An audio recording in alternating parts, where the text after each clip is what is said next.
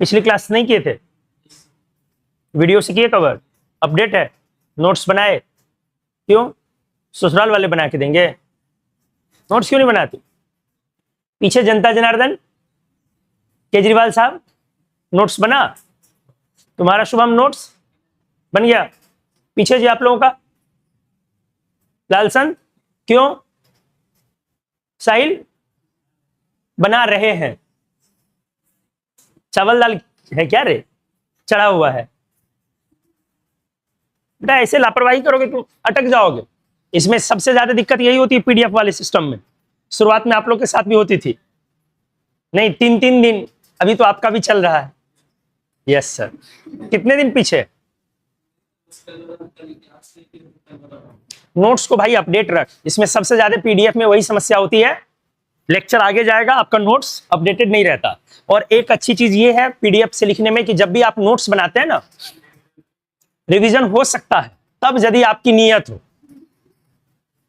हो मतलब जहां पर जिस चीज को पढ़ते समय आपको ध्यान में है कि किस चीज को सर ने वेट करके हमसे पूछा है, कौन सी चीजें क्वेश्चन के फॉर्म में गई है। कोई थियरी भी जा सकता है क्वेश्चन के फॉर्म में, न्यूमेरिकल भी जा सकते हैं क्वेश्चन के फॉर्म में। तो जहां जहां आपको ये याद हो कि ये चीज सर ने क्वेश्चन के फॉर्म में पूछा था, उस जगह पर आप नोट करने से पहले क्या करें, उसको सोच लें, थॉट प्रोसेस क्रिएट करें, या अगर न्यूमेरिकल है तो लिटरली सॉल्व कर ले, वहीं पे क्वेश्चन लिख के सॉल्व करें नोट्स में। तो इससे क्या होगा कि आपका रिवीजन बहुत अच्छा हो जाए। ऑलरेडी आप सेम डे तो काम करते नहीं, अगले दिन करते हैं वैसे भी, लेकिन करना चाहिए सेम डे। अगर सुबह में आपकी क्लास है तो शाम में नोट्स शाम तक बना लीजिए, अगले दिन के लिए मत रखिए। लिक्विड सॉल्यूशन में हम लोग नया टॉपिक इसमें स्टार्ट करेंगे, बबल पॉइंट और ड्यू पॉइंट का कॉन्सेप्ट। उससे पहले हमने जहां पे आपको छोड़ा था आखिरी पॉइंट, वो क्या था? Clausius Clapeyron equation. मतलब अपन ये डिस्कस कर रहे थे कि types of factors affecting vapour pressure. अपने को समझ में आया था कि जब तक लिक्विड ना बदलो तब तक वेपर प्रेशर को कोई चीज नहीं बदल सकती। यही समझे थे हम लोग। कोई चीज नहीं बदल सकती है का मतलब यह था ना अमाउंट ऑफ लिक्विड कम लो या ज्यादा लो, एक फिक्स टेम्परेचर पर एक खास लिक्विड की वेपर प्रेशर क्या है? फिक्स है। 100 लीटर वाटर लो, 5 लीटर वाटर लो कि 20 ग्राम वाटर लो, कंटेनर के अंदर वेपर प्रेशर वही होगी। ये थोड़ा सोचने में अजीब लगता जरूर है, लेकिन चूंकि ये एक इक्विलिब्रियम प्रोसेस है और वेपर प्रेशर एक इक्विलिब्रियम कांस्टेंट है, इसीलिए इसमें कोई दो राय नहीं है कि मैथमेटिकली हम लोगों ने समझा इस चीज को कि वो किसी चीज पर डिपेंड करेगा ही नहीं। दूसरा, कंटेनर का मैं अगर साइज बदल दूं, सिलिंड्रिकल ले लूं, बॉटल टाइप का कंटेनर ले लूं, या फिर मैं कोई ज्यादा सरफेस एरिया वाला कंटेनर ले लूं, तब भी वेपर प्रेशर पर कोई फर्क नहीं पड़ता। ये हम लोगों ने लास्ट क्लास में आखिरी पॉइंट में इसको सीखा था। यह भी सुन के अजीब लगता है कि सर बॉटल में स्पेस कम मिलेगा आपको तो वेपर प्रेशर क्या हो जाएगी? कम हो जाएगी, मतलब वेपर कम बनेगी। सोच के ऐसा लगता है। और अगर कोई बड़ा सा ज्यादा सरफेस एरिया वाला लिया तो सर वेपर ज्यादा बनेगी। तो वेपर प्रेशर और वेपर के अमाउंट में जमीन आसमान का अंतर है ना, क्योंकि वेपर प्रेशर गैस की नहीं होती, वेपर प्रेशर लिक्विड की डिफाइन होती है। और यह डिफाइन ही तब होती है जब आपका इवेपोरेशन के रेट को काउंटर बैलेंस कर देता है कंडेंसेशन का रेट। तो भले ही आप अलग अलग सरफेस एरिया वाला कंटेनर उठाएं तो रेट ऑफ इवेपोरेशन क्या हो जाएगी? चेंज हो जाएगी, बट रेट ऑफ कंडेंसेशन भी चेंज हो जाएगी। और वेपर प्रेशर सिर्फ उसी स्टेट पर डिफाइन होगा जिस स्टेट पर क्या हो जाएगी? दोनों चीजें एक दूसरे को काउंटर बैलेंस कर देंगी। इसलिए बिल्कुल भी ये अजीब नहीं लगनी चाहिए। ये पूछा ही नहीं गया कि वेपर कितना बनेगा। वेपर बिल्कुल ज्यादा बनेगा पहले से। अगर आपका सरफेस एरिया क्या है तो वेपर बिल्कुल ज्यादा बनेगा, लेकिन वेपर प्रेशर ज्यादा नहीं बनेगा, क्योंकि वेपर प्रेशर डिफाइन है कांस्टेंट टेम्परेचर के लिए। वेपर प्रेशर की वैल्यू क्या हो गई है? फिक्स है। वो डिफाइंड है हर हाल में एक इक्विलिब्रियम कांस्टेंट के रूप में, जो कि फिक्स है। यही किया था हमने। तो चलिए, तो टॉपिक है variation of vapour pressure with temperature. Clausius Clapeyron equation की तरफ हम लोग जा रहे थे। हमने क्लियर कर लिया कि अगर 1 लीटर वाटर कि वेपर प्रेशर, जिसको मान लो P से लिख दिया, अगर ये मान लो कि एक्स टॉर है, तो अगर मैं 10 लीटर वाटर लूं तब भी आपकी vapour pressure P equals to क्या रह जाएगी, एक्स टॉर ही रह जाएगी। इवन यहां तक कि यदि मैं 1 लीटर वाटर अगर मैं बॉटल में ले लूं, बॉटल का मतलब क्या है, सिलिंड्रिकल, कंटेनर में मैं ले लूं, तो इस समय अगर वेपर प्रेशर आपकी फिर से एक्स टॉर है, तो अब अगर अमाउंट मैंने वही रखा, 1 लीटर वाटर ही रखा, लेकिन कहां पे कर दिया मैंने, कंटेनर का शेप बदल दिया, मान लो कि रेक्टेंगुलर ले लिया, रेक्टेंगुलर क्लोज कंटेनर ले लिया, तो शेप पर भी डिपेंड नहीं करेगा और अभी भी वेपर प्रेशर आपकी एक्स टॉर ही रहेगी। नहीं, मतलब बहुत क्लियर है कि वेपर प्रेशर सिवाय टेम्परेचर के किसी चीज पर डिपेंड नहीं करती है। Vapour pressure depends only and only upon temperature. भैया एक फिक्स लिक्विड के लिए बातें की गई है ना, मैं जान रहा था कोई उंगली करोगे, इसलिए मैंने यहां पे पहले ही लिख दिया। Vapour pressure of a liquid हो गया, मतलब एक फिक्स लिक्विड हो गया, ठीक है, सिर्फ और सिर्फ टेम्परेचर। इसका मतलब है क्योंकि वो एक तरह का क्या है, equilibrium constant, as vapour pressure is a kind of equilibrium constant. और कोई भी इक्विलिब्रियम कांस्टेंट सिर्फ किस पर डिपेंड करती है, टेम्परेचर। तो वेपर प्रेशर डायरेक्टली प्रोपोर्शनल है किसके, सवाल उठता है, ये तो क्लियर हो गया। वेपर प्रेशर डायरेक्टली प्रोपोर्शनल है किसके, रेट ऑफ इवेपोरेशन चेंज हो सकता है, हां, ऊपर वाले केस में रेट ऑफ इवेपोरेशन चेंज होगी या नहीं, ऊपर वाले केस में नहीं, वो भी चेंज नहीं, क्योंकि रेट ऑफ इवेपोरेशन भी अमाउंट पर डिपेंड नहीं करता। नीचे वाले केस में रेट ऑफ इवेपोरेशन चेंज होगी कि नहीं होगी, तो ऊपर वाले केस में RE कांस्टेंट रहेगी, लेकिन नीचे वाले केस में RE भी बढ़ जाए, लेकिन वेपर प्रेशर सब केस में कांस्टेंट। अब ये जो लिखा टेम्परेचर के डायरेक्टली प्रोपोर्शनल कि टेम्परेचर बढ़ाने से वेपर प्रेशर बढ़ेगी, ये फिजिकली लिखा हुआ या मैथमेटिकली लिखी हुई? कई बार हमने आपको ये टर्म बताया, क्योंकि फिजिकली और मैथमेटिकली का फर्क तब आ जाता है जब आपको कोई ग्राफिकल रिप्रेजेंटेशन ड्रॉ करनी है। नहीं, जैसे आपने इनऑर्गेनिक में, फिजिकल में, हर जगह आपने एक टर्म पढ़ा है, हाइड्रोजन लाइक एटम में energy, orbit energy equals to -13.6 Z²/n²।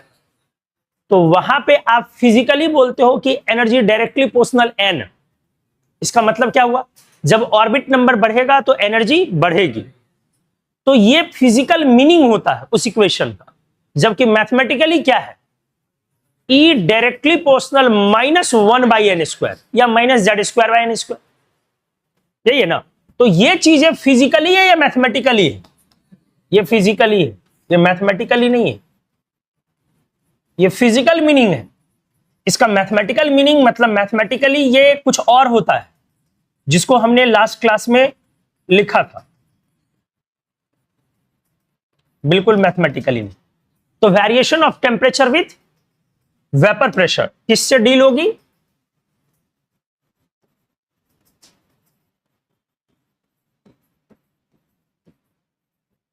Vapour pressure को P से लिख दिया, टेम्परेचर किससे डील होगी, क्लॉसियस क्लैपेरियन।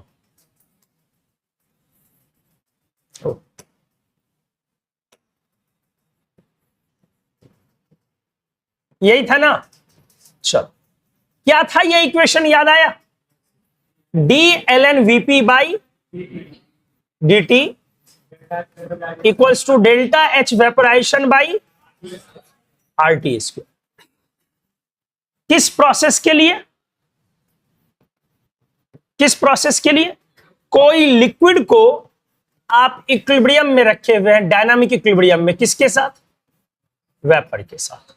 तो लिक्विड वेपर में गई है तो डेल्टा एच वेपराइजेशन नेगेटिव होगी या पॉजिटिव होगी? पॉजिटिव होगी। अगर मेरा लिक्विड किस में गया है? वेपर में कन्वर्ट कर रहा है, तो डेल्टा एच वेपराइजेशन लिक्विड होगी या, क्योंकि वेपराइजेशन बोलते ही हैं किसको हम? लिक्विड को वेपर में जाने को, इसको बोलते हैं ना जी वेपराइजेशन। अरे मेरा वेपराइजेशन या इवेपोरेशन यही है ना। तो डेल्टा एच वेपराइजेशन नेगेटिव हो गई या पॉजिटिव होगी? लेकिन वहीं पर वेपर अगर लिक्विड में जाता तो वो डेल्टा एच नेगेटिव होती। ठीक है, तो चलो एनीवेज ये हमने निकाल लिया। आर नेगेटिव या पॉजिटिव? आर भी पॉजिटिव होगी, क्योंकि ग्राफिकल रिप्रेजेंटेशन के लिए जानना जरूरी है कौन नेगेटिव कौन पॉजिटिव हो सकता है। ठीक है, अब इसको सॉल्व करने के लिए पहले एक चीज यहां से क्लियर है। आपको अब दो इक्वेशन यहां से, दो ग्राफ पूछा जा सकता है। एक पूछा जा सकता है, मैंने आपको लास्ट क्लास में भी बोला था, एल एन वीपी का वर्सेज 1/T, और दूसरा वेपर प्रेशर वर्सेज टी। बाकी और भी हम क्वेश्चन बना सकते हैं, कोई ऐसा नहीं, पहले इस दो को सुलझाया जाए। तो इसको सॉल्व करने के लिए मुझे क्या करना पड़ेगा? इंटीग्रेशन। ठीक है, तो इंटीग्रेट करने के लिए dt को वहां भेज दिया, तो मेरा क्या हो जाएगा इंटीग्रेशन में? बोलो, डी एल एन वीपी। ठीक है, आराम से आइए, और यहां पे क्या हो जाएगा? D delta H vaporisation by R T square into D T. आगे हम लोग क्या करेंगे इसको? बोलिए, क्या आया मेरा इक्वेशन सॉल्व करके? L N V P equals to, इसको डिफरेंशिएट करना है, इंटीग्रेट करना है, sorry, delta H vaporisation by R बाहर निकल गया, और इंटू क्या बचा? 1 इंटीग्रेशन होगी 1/T square into D T की, 1/T square into D T, मतलब 1/T का डिफरेंशिएशन हुआ होगा, 1/T का डिफरेंशिएशन हुआ होगा। और ये डेफिनिट है कि इनडेफिनिट है? इनडेफिनिट है, इसलिए मुझे क्या जोड़ देनी पड़ेगी? कांस्टेंट जोड़ देनी पड़ेगी। तो ये फाइनली क्या आया? L N V P equals to delta H vaporisation by R into differentiate integrate किया 1/T स्क्वायर, तो क्या आ गया बेटा? 1/T ना। तो मैं इसको यहां पे RT लिख दूं डायरेक्ट, और लिख दूं, और यहां पे क्या लग जाएगा? माइनस, और मैंने साथ में क्या लिख दिया? प्लस के। क्यों लिखा के? क्योंकि इंडेफिनिट इंटीग्रेशन,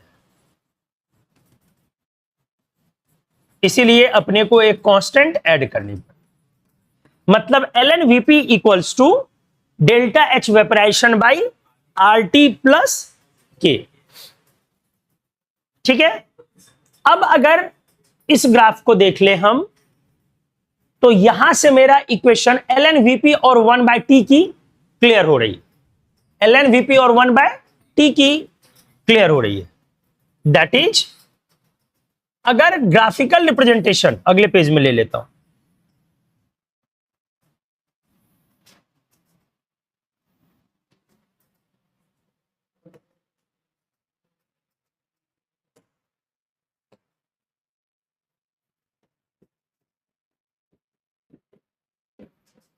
अगर ग्राफिकल रिप्रेजेंटेशन तैयार की जाए,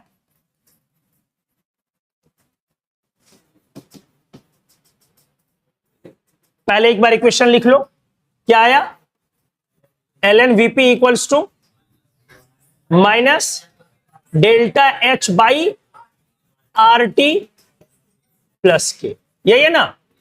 ठीक है, अब मुझे पहला किसके अगेंस्ट में तैयार करनी है?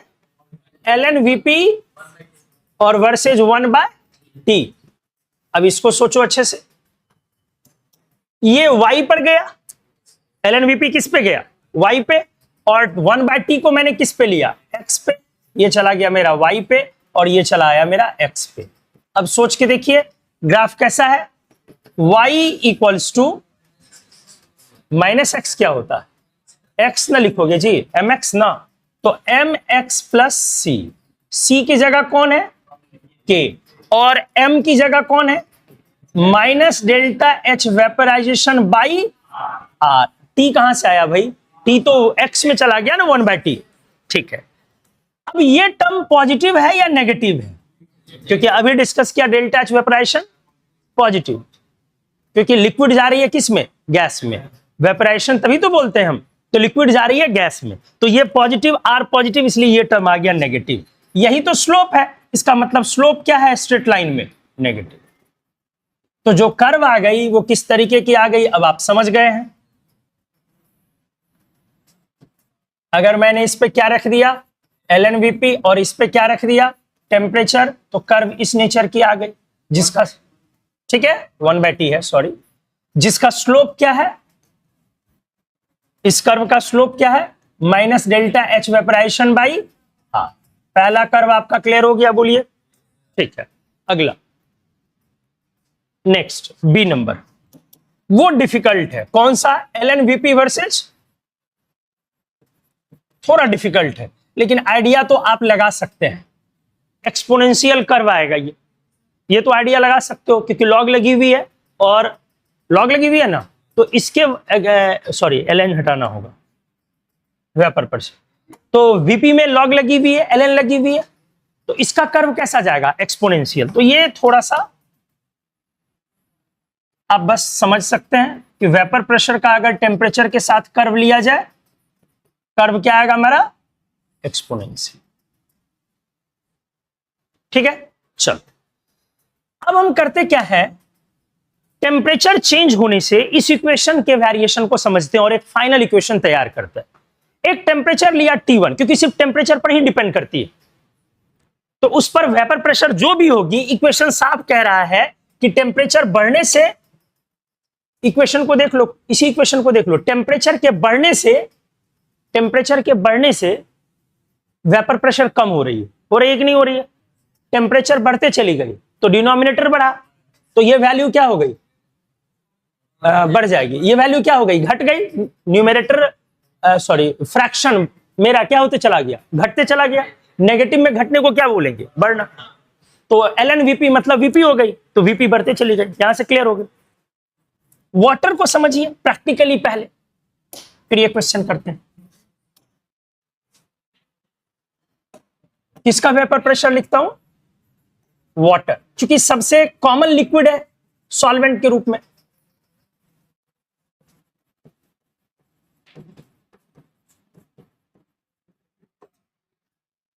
अगर 0 डिग्री सेल्सियस लिया, क्या छोटो कोई दिक्कत है, वाटर की वेपर प्रेशर 0.006 ATM,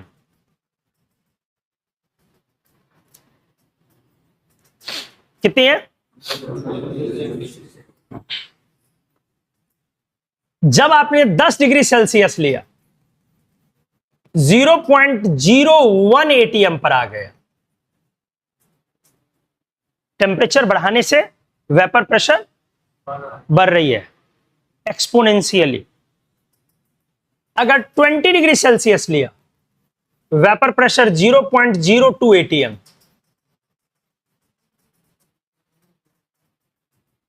अगर 50 डिग्री सेल्सियस लिया, वेपर प्रेशर 0.12 ATM, एक्सपोनेंशियली बढ़ रही है। एंड अगर कितना लिया 100 डिग्री सेल्सियस, तो वेपर प्रेशर कितनी हो गई, अरे 1 ATM ना, यही हमारा क्या है बॉइलिंग पॉइंट। बॉइलिंग पॉइंट को कैसे परिभाषित करते हो, बॉइलिंग पॉइंट का वो डेफिनेशन नहीं है, कौन सा डेफिनेशन, जिस टेम्परेचर पर कुछ खौलने लगे। खौलना किसे कहते हैं ये भी आपको समझ में नहीं आता, आपके दिमाग में पिक्चर सेट है, कोई बोले खौलना तो एक पिक्चर सेट है, पानी का नीचे से ऊपर उबाल आना। भाई सारे लिक्विड में ये फिजिकल चेंज नहीं दिखता है। बहुत सारे लिक्विड हैं जो बॉयल कर रहे हैं लेकिन ये वाला फिजिकल चेंज नहीं दिखता है। समझ रहे हैं ना क्या बोला मैंने? इसलिए बॉइलिंग को समझिए, बॉइलिंग क्या होती है। बॉइलिंग वो नहीं है जो आप फील करते हैं कि बॉइलिंग ऐसे है कि लिक्विड नहीं हो। आप समझ रहे हैं मैं क्या बोल रहा हूं? लिक्विड को जो आप देखते हैं उबलते हुए, वो फिजिकल चेंज जो दिखते हैं वो बॉइलिंग नहीं है। उसका बॉइलिंग से कोई लेना देना नहीं है। बहुत सारे लिक्विड है जो बॉयल कर जाएगा बिना ये प्रोसेस को दिखाए। दिमाग लगाइए ना, थोड़ा कॉमन सेंस यूज कीजिए। हाँ वेरी गुड, नॉर्मल लगा के बोलिए, बहुत अच्छा, वेरी गुड। तो ये बॉइलिंग नहीं है, दिमाग लगाइए। आपको इनऑर्गेनिक अच्छी अगर आ रही है तो अमोनिया का बॉइलिंग पॉइंट रूम टेम्परेचर के नीचे होगा ना काफी, क्योंकि अमोनिया रूम टेम्परेचर पर क्या है, गैस है। तो अमोनिया का बॉइलिंग पॉइंट नेगेटिव में होगी। तो आप ही जरा सोचिए, अमोनिया जब बॉइल कर रहा होगा, लिक्विड से गैस में जा रहा होगा नेगेटिव में, शायद -30 होनी चाहिए। जब अमोनिया लिक्विड से गैस में जा रहा होगा उस नेगेटिव टेम्परेचर पर, तो क्या आपको लगता है ऐसे करके जा रहा होगा? बहुत क्लैरिटी से समझ में आ रही होंगी चीजें। सडन वो लिक्विड गैस में तेजी से कन्वर्जन उसका स्टार्ट है। हर लिक्विड इस तरीके से फिजिकल चेंज नहीं दिखा पाएगा आपको। तो बॉइलिंग किसे कहते हैं? वो टेम्परेचर जिस पर, देखिए टेम्परेचर से वेपर प्रेशर कनेक्टेड है, तो वो टेम्परेचर जिस पर कंटेनर के अंदर का, बंद कंटेनर के अंदर का वेपर प्रेशर बाहर के वेपर प्रेशर के बराबर हो जाए, इसे हम बॉइलिंग पॉइंट बोलते हैं। कॉन्सेप्ट को समझिए। एटमॉस्फेरिक प्रेशर नहीं बोलना है, फिर क्या बोलना है? बाहर के प्रेशर के, वेपर प्रेशर के, बाहर के प्रेशर के बराबर हो जाए अंदर का वेपर प्रेशर, तो हम इस टेम्परेचर को क्या बोलेंगे? Boiling point. इसीलिए आपको इनऑर्गेनिक में पढ़ाया था ब्लैक फास्फोरस में, भैया बॉइलिंग पॉइंट डिफाइन नहीं होती है ब्लैक फास्फोरस की। अच्छे से समझा जाए चीजों को। क्या बोला, फिर से बोलो। किसी लिक्विड क्लोज कंटेनर में जब भी वेपर प्रेशर की बात होगी तो कंटेनर कैसा? क्लोज। तो किसी क्लोज कंटेनर में लिक्विड का जो वेपर प्रेशर है वो किसके बराबर हो जाए? एक्सटर्नल प्रेशर के बराबर हो जाए। मतलब उस पर जो बाहर से प्रेशर लग रही है उस प्रेशर के बराबर हो जाए। हम इसी को, टेम्परेचर को क्या बोलेंगे? बॉइलिंग पॉइंट बोलेंगे। क्लियर है? अब अगर बाहर का प्रेशर कम हो जाए नॉर्मल से, या ज्यादा हो जाए, तो अपने आप नीचे अंदर का भी क्या हो जाएगा? वेपर प्रेशर की वैल्यू कम और ज्यादा हो गई। क्योंकि मुझे बॉयल करने के लिए क्या करना है? बॉयल करने के लिए क्या करना है? दोनों का प्रेशर इक्वल करना, अंदर का और बाहर का। तो अगर मैं बाहर का चेंज करूं तो अंदर का भी प्रेशर क्या करना पड़ेगा मुझे बॉयल करने के लिए? चेंज। अगर अंदर का प्रेशर तभी चेंज हो सकता है, वेपर प्रेशर तो ब्रह्मा जी ने बोल रखा है सिर्फ टेम्परेचर पर डिपेंड करनी है। इसका मतलब टेम्परेचर क्या हो जाएगी? चेंज। इसका मतलब बॉइलिंग पॉइंट वैल्यू क्या हो गई? चेंज। मतलब क्या हुआ? सी लेवल पर बॉइलिंग पॉइंट कुछ और है, यहां पर बॉइलिंग पॉइंट कुछ और है, और पहाड़ों की ऊंचाई पर 16,000 फीट पे जाइए तो वहां बॉइलिंग पॉइंट कुछ और है। आपने सुना होगा कि पहाड़ों पर बॉइलिंग पॉइंट अलग होता है। क्या होता है? कोई चीज सोच के देखिए। कम टेम्परेचर पर बॉयल हो जाएगी या ज्यादा टेम्परेचर पर बॉयल होगी? मतलब बॉइलिंग पॉइंट बढ़ जाएगा या घट जाएगा? बॉइलिंग पॉइंट बढ़ जाएगा या घट जाएगा? सोच के बताइए, दिमाग लगाओ।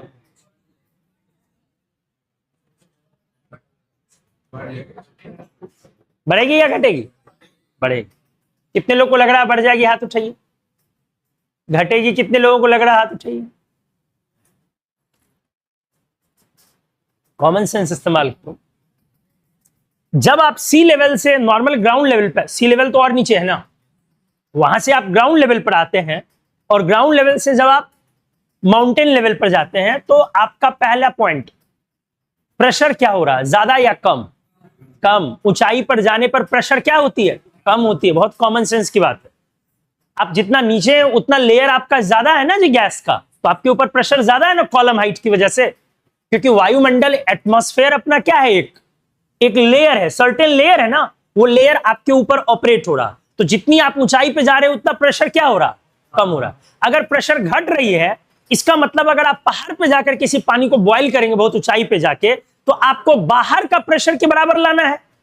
तो बाहर का प्रेशर तो कम हो गया है, तो मेरा जल्दी ना अचीव कर लेगा, मतलब लो टेम्परेचर पर ही अचीव कर लेगा। तो बॉइलिंग पॉइंट क्या हो गई, कम हो गई। तो ज्यादा कैसे कर दिए। हाई ऑल्टीट्यूड पे किसी चीज को बॉईल करना क्या हो गया, इजी हो गया। क्यों इजी हो गया, क्योंकि लो टेम्परेचर पर ही वो बाहर के प्रेशर के बराबर हो जाए। तो अब यहां पर दो, तब तो ऐसे में क्या है, हम लोगों ने रट रखा है कि पानी का बॉइलिंग पॉइंट 100 डिग्री सेल्सियस। तो ऐसे नहीं रटना चाहिए, क्या रटना चाहिए, वाटर की normal boiling point 100 degree Celsius. Boiling point और नॉर्मल बॉइलिंग पॉइंट में क्या फर्क हो गई, normal boiling point atmospheric pressure के लिए डिफाइन होती है कि जब अंदर का वेपर प्रेशर किसके बराबर हो जाए, फिर बाहर एटमॉस्फेरिक प्रेशर 1 atm के बराबर हो जाए, तो उसे क्या बोलते हैं हम, नॉर्मल बॉइलिंग पॉइंट। और बॉइलिंग पॉइंट किसे बोलते हैं, जब अंदर का प्रेशर बाहर के एक्सटर्नल प्रेशर के बराबर हो जाए। क्लियर हो गया, ये अंतर हो गया, आगे से नहीं भूलेंगे। इसीलिए हमारा 100 डिग्री सेल्सियस पर चूंकि वो बाहर के एटमॉस्फेरिक प्रेशर के बराबर है, तो हम इसे ही क्या बोलते हैं, बॉइलिंग पॉइंट। तो मोर एग्जैक्टली ये क्या है, बॉइलिंग पॉइंट है या नॉर्मल बॉइलिंग पॉइंट है।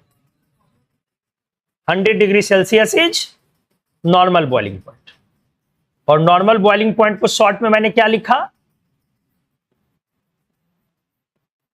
एनबीपी। क्या लिखा दोस्त, चलिए कोई नहीं, तो मैं यहां पे पहले लिख दे रहा हूं,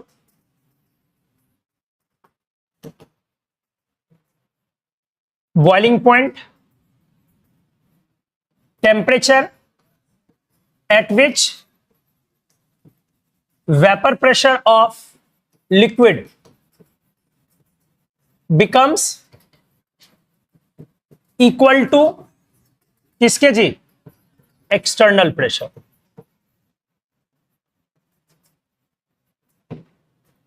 मे और मे नॉट बी 1 atm, ठीक है। और दूसरा पॉइंट क्या हुआ, एनबीपी। क्या बोलोगे, temperature at which vapour pressure of liquid. Clear, समझ में आया ना दोस्त, becomes equal to atmospheric pressure. और एटमॉस्फेरिक प्रेशर को अपन क्या लेते हैं, 1 atm।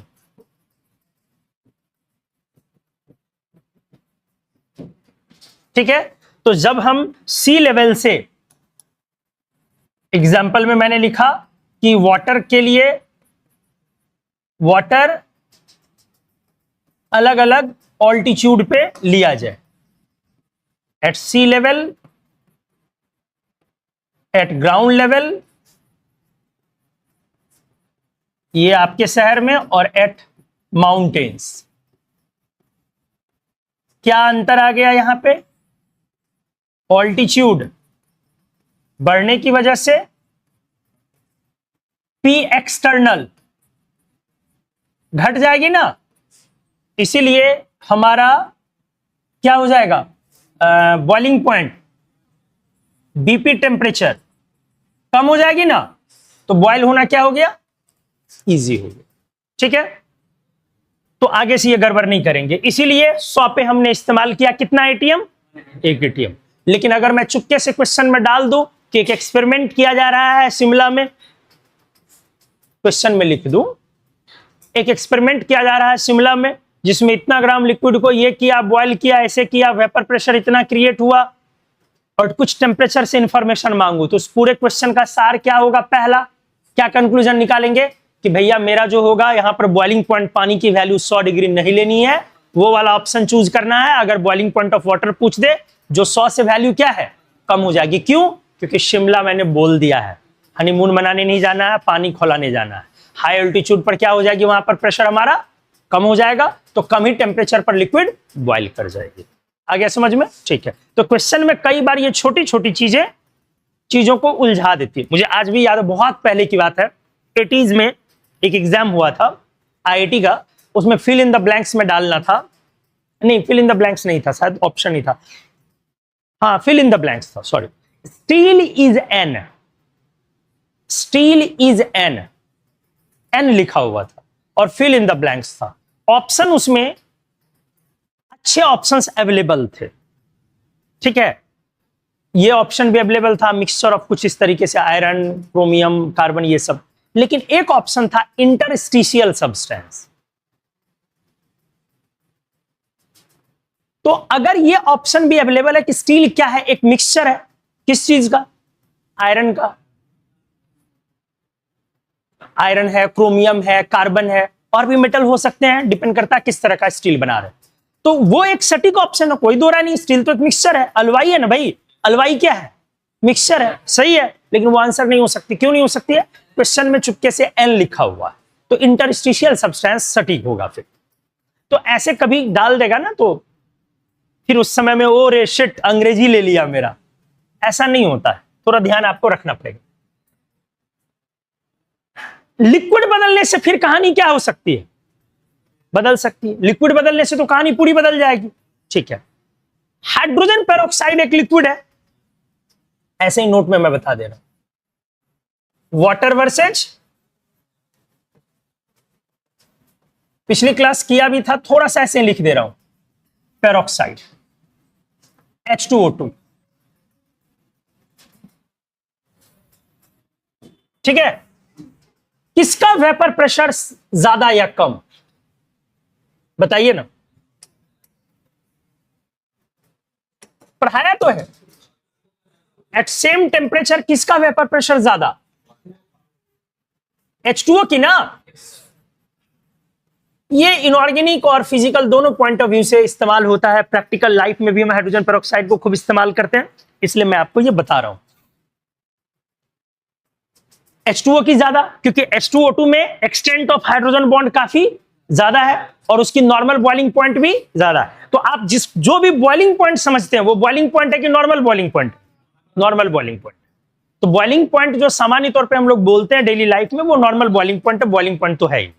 चलिए, तो इसके पास लार्ज एक्सटेंट ऑफ क्या है, H बॉन्डिंग, इसके वजह से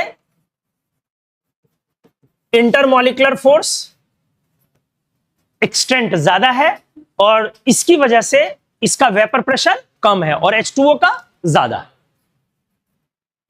एक एग्जांपल करता हूं, लेकिन इसमें लिमिटेशंस बहुत है। हाँ, ये भी आ जाइए, इसका बॉइलिंग पॉइंट मैंने बताया कितना, वेरी गुड, बॉइलिंग पॉइंट है या नॉर्मल, अंडरस्टूड। इसका बॉइलिंग पॉइंट कई बार पढ़ाया, 150 डिग्री सेल्सियस, नॉर्मल है। अब मुद्दा क्या है, तो अगर आप कुछ अच्छी किताबों को पलटेंगे ना और ढूंढना शुरू करेंगे कि वेपर प्रेशर मुझे अलग अलग टेम्परेचर पर वाटर का दिखाओ, वो वैल्यू दिखा देगा, 10, 12, 15, 20 हर टेम्परेचर का दिखा देगा। अगर बहुत अच्छी किताबें हैं तो 10 पर, 15 पर, 20, 25, 30 सब वैल्यू की वेपर प्रेशर लिख देगा और एकदम कॉन्स्टेंटली आपको बढ़ता हुआ, वो कंसिस्टेंटली बढ़ता हुआ दिखेगा, जो आपने इक्वेशन से कर लिया कि एक्सपोनेंशियली बढ़ता। हाइड्रोजन पेरोक्साइड का ढूंढेंगे नहीं मिलेगा। किसका नहीं मिलेगा, हाइड्रोजन पेरोक्साइड का ढूंढेंगे नहीं मिलेगा। क्या पॉइंट, आप वैल्यू ढूंढेंगे, सर्च करेंगे, पढ़ना चाहेंगे। मैं इसको ऐसे समझता हूं ना, अपने टाइम में मैं कभी अगर इसको टीचर से पूछता था तो डांट वाट के बिठा देते थे, पिट गए, कई बार पिट गए और मेरी खुजली मिटती नहीं थी कि भाई हाइड्रोजन पेरोक्साइड की वेपर प्रेशर क्यों नहीं आप बता पा रहे हैं सर, किताब से देख के ही तो बताइए। मेरा सिंपल कहना था कि सर याद नहीं हो सकता, सर अगले दिन आइएगा ना सर, कुछ बुक से देख के। अच्छा ठीक है, अगले दिन देख के आएंगे। फिर अगले दिन सर से पूछ रहा, सर प्लीज अगले दिन सर आपने बोला था देख, अच्छा अगले दिन देख के आए। अब उसके बाद एक दिन पीट दिए, एक दिन डांट दिया, हर दिन अलग अलग ड्रामा। चलो, मेरे दिमाग में क्या चल रहा है, क्यों नहीं बता पा रहे हैं वाटर का, भाई उनके पास सर हैं, टीचर हैं, तो किताबें तो होंगी। मुझे क्या पता कि दिनेश, गणेश, सुरेश, महेश, दिलीप, संदीप, प्रदीप पढ़ रहे हैं टीचर। फॉरेन ऑथर की किताबें पलटोगे तब भी आप बहुत ज्यादा बुक्स कलेक्ट कर लोगे, तब भी हाइड्रोजन पेरोक्साइड का वेपर प्रेशर टेम्परेचर के साथ नहीं पढ़ पाएंगे, नहीं दिखेगा आपको। और हाइड्रोजन पेरोक्साइड बहुत कॉमन लिक्विड है, दवा दुकान में जाइए ना, आराम से मिल जाएगा, 10 रुपए 20 रुपए में मिल जाएगा, एक बोतल देगा। हम बहुत चीजों में इसको इस्तेमाल करते हैं डेली लाइफ में हाइड्रोजन पेरोक्साइड। मेडिकल यूज में तो जबरदस्त इस्तेमाल है, घाव धोने में, एग्रीकल्चरल यूज है, फंगस क्लीन करने के लिए, रॉटन रूट वगैरह को क्लीन करने के लिए, एग्रीकल्चरल यूज है, डेली लाइफ में यूज है, डाई में यूज है, कलर में यूज है, बहुत जगह पर हाइड्रोजन पेरोक्साइड को इस्तेमाल करते हैं क्योंकि बहुत अच्छी उसके अंदर एंटीबैक्टीरियल प्रॉपर्टी भी पाई जाती है। तो फिर क्यों नहीं मिलता वैल्यू? तो एक जवाब है इसका इनऑर्गेनिक से बढ़िया जवाब। समझिए, हमने आपको कई बार बोला हाइड्रोजन पेरोक्साइड बहुत तेजी से टूटता है किस पर? H2O प्लस O2 में। और ये टूटना स्पॉन्टेनियस है या नॉन स्पॉन्टेनियस? स्पॉन्टेनियस है। H2O प्लस O2 में बहुत तेजी से हाइड्रोजन पेरोक्साइड टूटती है। और अगर आप टेम्परेचर बढ़ाएंगे, क्या चेक करने के लिए? वेपर प्रेशर, तभी ना आपको टेम्परेचर बढ़ा।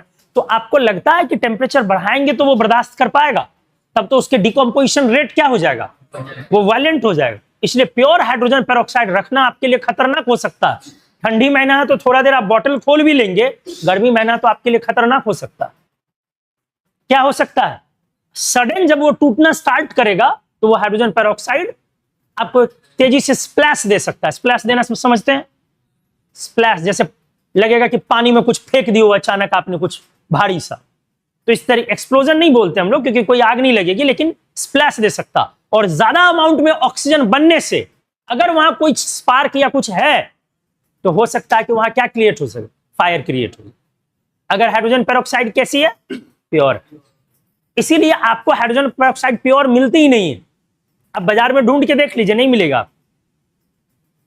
हाइड्रोजन पेरोक्साइड मिलेगा, आपको पानी मिला के डाला जाएगा। आपको अधिक से अधिक मिलेगा 3%, 4%, 5%, 6%, यही मिलेगा। Weight by weight, weight by volume, volume by volume, यही मिलेगा, इससे ज्यादा नहीं मिलेगा। समझ रहे हैं? वॉल्यूम बाय वॉल्यूम पे जाएंगे, percentage volume by V by V तो समझते हो ना, कंसंट्रेशन। 100 ml में 6 ml, 7 ml hydrogen peroxide dissolved मिलेगा। हाइड्रोजन पेरोक्साइड हाईली सॉल्युबल है H बॉन्ड के कारण वाटर में, इससे ज्यादा नहीं मिलेगा। आप सोचेंगे कि 100 मिल जाए, नहीं मिलेगा। 50 मिल जाए, बहुत मुश्किल है मिलना। लेबोरेटरी वालों को मिलता है क्योंकि उनको हैंडल करने आता है कि कैसे हैंडल किया जाएगा इसको। समझ में आया? इसीलिए बहुत सारे टेम्परेचर पर हाइड्रोजन पेरोक्साइड की वेपर प्रेशर की कैलकुलेशन पॉसिबल नहीं है। पॉसिबल ही नहीं। कैसे आप करेंगे एक्सपेरिमेंट? गर्म करेंगे, उससे पहले वो क्या हो जाएगा? टूट जाएगा। वेपर प्रेशर के लिए क्या होना चाहिए? क्या होना चाहिए? कंटेनर क्लोज और लिक्विड वही रहना चाहिए या चेंज हो जाना चाहिए? लिक्विड वही रहना। वही लिक्विड किस में चला जाएगा? वेपर। क्या पॉसिबल है? नहीं पॉसिबल है। ये बहुत डिफिकल्टी से मेजरमेंट, बहुत डिफिकल्ट मेजरमेंट है इसका कि बॉइलिंग पॉइंट इसका डिटेक्ट किया गया। तो चलिए एनीवेज, तो मैं लिख दे रहा हूं पॉइंट यहां पे। Actually H2O2 decomposes rapidly। नहीं जी, किसमें चला गया? H2O प्लस O2 में। और 1 लीटर से कितना, इसके 1 लीटर से कितना वॉल्यूम O2 का आता है? इसी को क्या बोलते हो? 20 लीटर, कुछ भी बोलते हो। इसके 1 लीटर से उसकी कितनी वॉल्यूम O2 की आती है? इसी चीज को क्या बोलते हो? सॉल्यूशन में जब डालते हैं वाटर के साथ तो वॉल्यूम स्ट्रेंथ। याद आया? तो 1 मोलैरिटी H2O2 की वॉल्यूम स्ट्रेंथ कितनी थी? 1 मोलैरिटी कॉन्सेंट्रेशन वाली H2O2 की वॉल्यूम स्ट्रेंथ क्या थी? 11.35।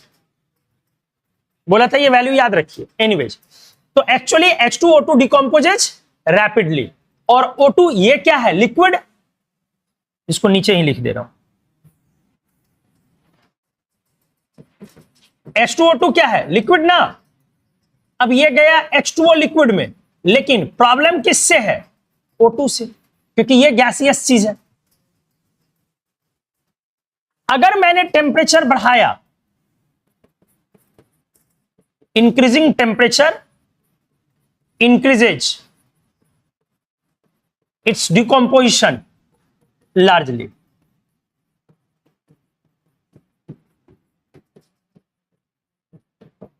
फॉर्मेशन ऑफ किसका जी? लार्ज वॉल्यूम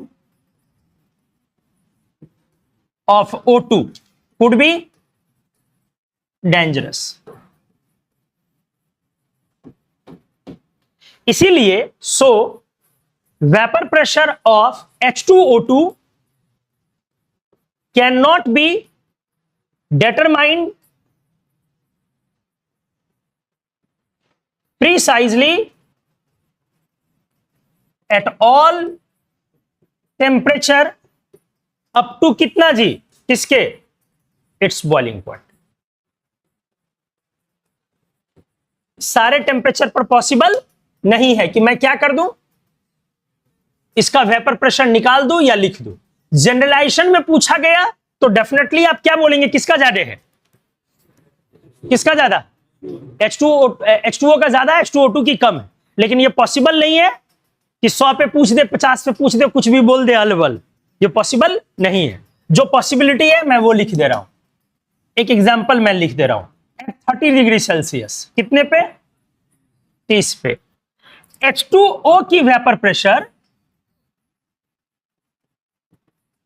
और H2O2 की वेपर प्रेशर, जहां पर 30 तो नॉर्मल टेम्परेचर है जिस पर वो रह सकता है, तो उस पर अगर कैलकुलेट की गई है किसकी ज्यादा होगी, डेफिनेटली ये है 5 mm ऑफ Hg। कितना है, 5 mm ऑफ Hg, और ये कितनी है, 5.5 mm ऑफ Hg। क्लियर हुआ जी।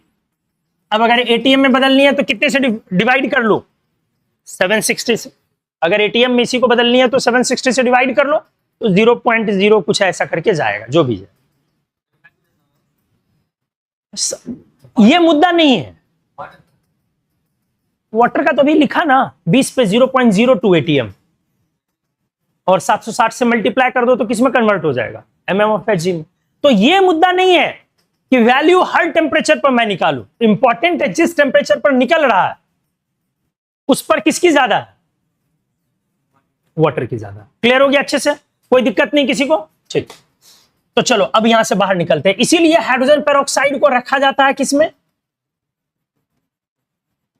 That's why H2O2 is stored as क्या, इट्स सॉल्यूशन, किसके साथ, विथ वाटर।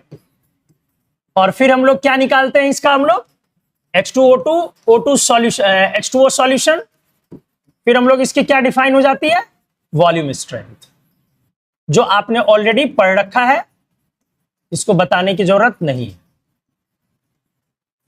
ठीक है, अब बाहर निकले यहां से। तो वेपर प्रेशर को हमने टेम्परेचर के साथ एक्सप्लेन करना था, हमने आपको समझा दिया कि किस तरीके से चीजें होती है। अब क्लॉसियस क्लैपियन इक्वेशन में टेम्परेचर बदल के देखते हैं, अलग अलग टेम्परेचर पर जो क्वेश्चन बनेगा हम लोग वहां की तरफ मूव करें। आ जाइए। Now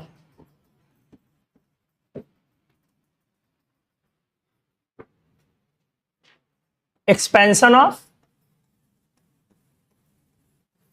Clausius Clapeyron equation. मान लो किसी लिक्विड के लिए T equals to T1 temperature पर वेपर प्रेशर है P1, मान लिया। अब टेम्परेचर बढ़ के T2 कर दिया मैंने सेकेंड। अब क्लियर है, वेपर प्रेशर अपनी क्या हो गई, चेंज हो गई। P1 बड़ी होगी या P2, कौन बड़ी होगी दोस्त, P2 ना। टेम्परेचर बढ़ने से वेपर प्रेशर बढ़ती है।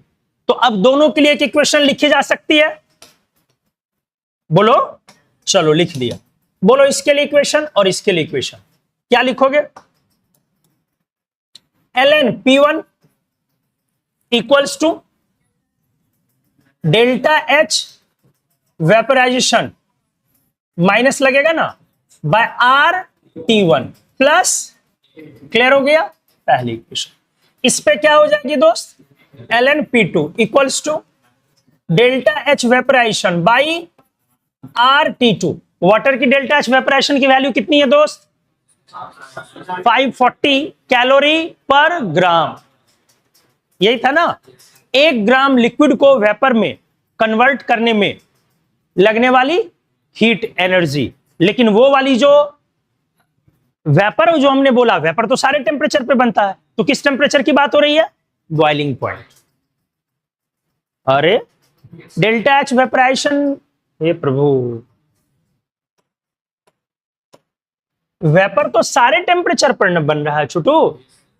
जो 0 डिग्री सेल्सियस है वहां भी वेपर बन रही है, तभी तो वेपर प्रेशर डिफाइन हो रही है।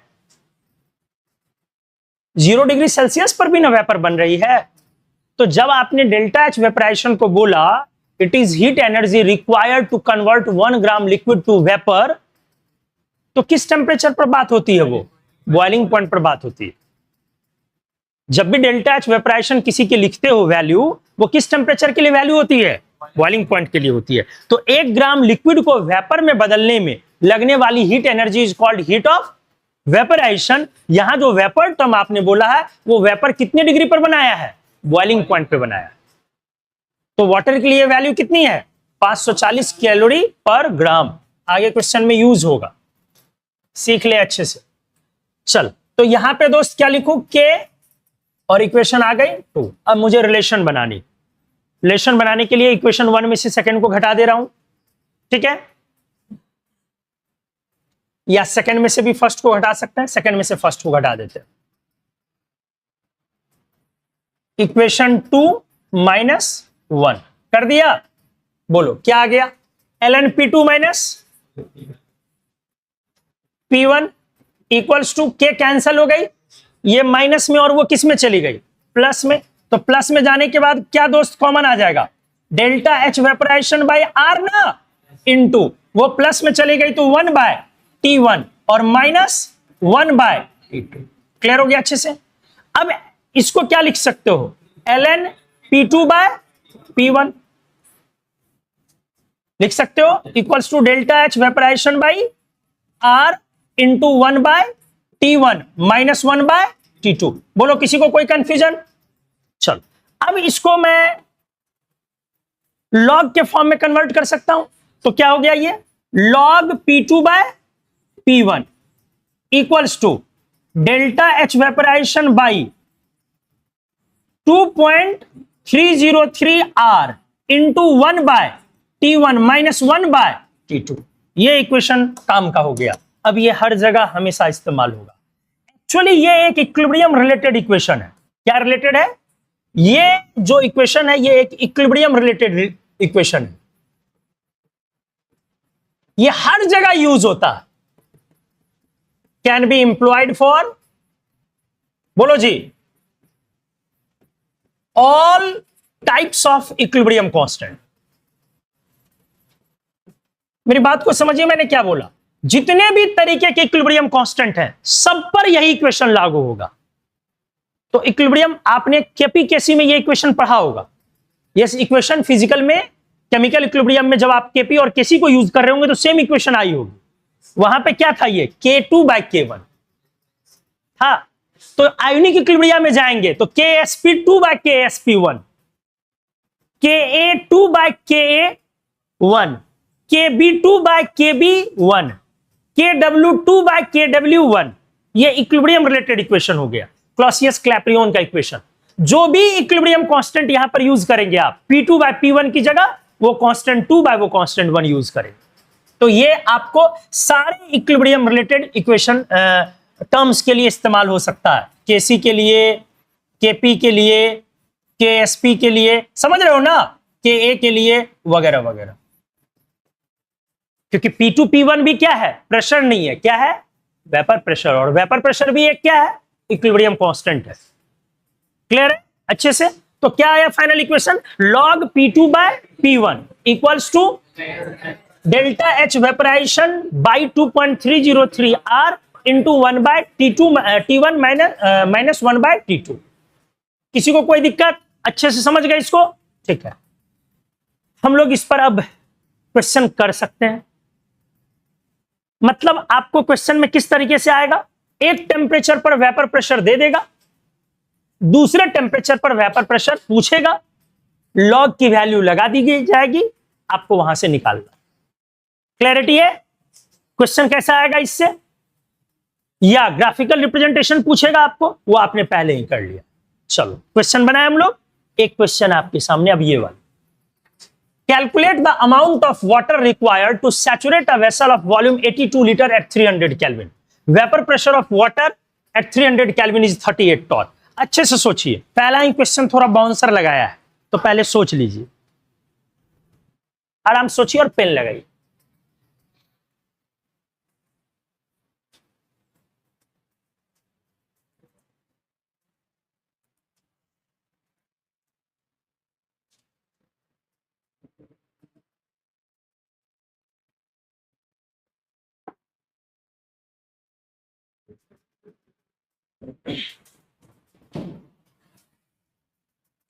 Calculate the amount of water required to saturate a vessel of volume 82 liter at 300 Kelvin.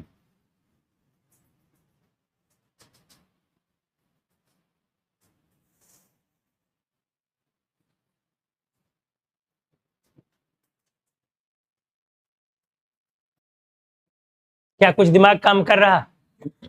नहीं कर रहा, कोई दिक्कत नहीं, अभी हम लोग न्यूमेरिकल मोड में नहीं जा रहे हैं।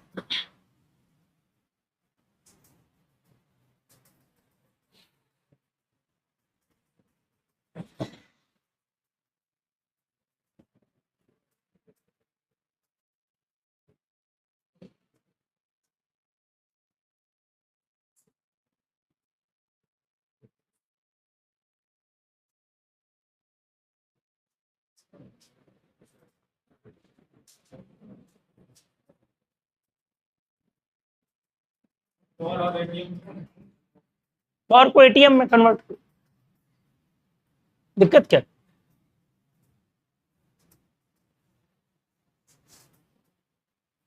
$786 टॉर एक एटीएम के इक्वल होती, नहीं मालूम है?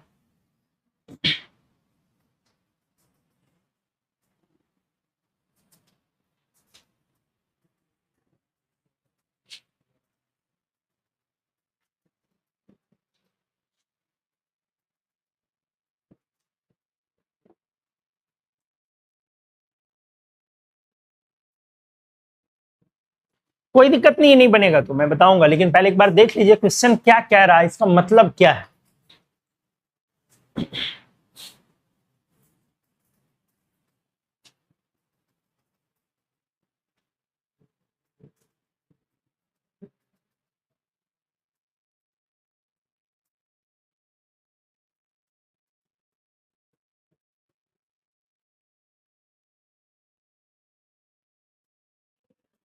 क्या छोटू, क्या करना है? सेम, क्या सेम अमाउंट?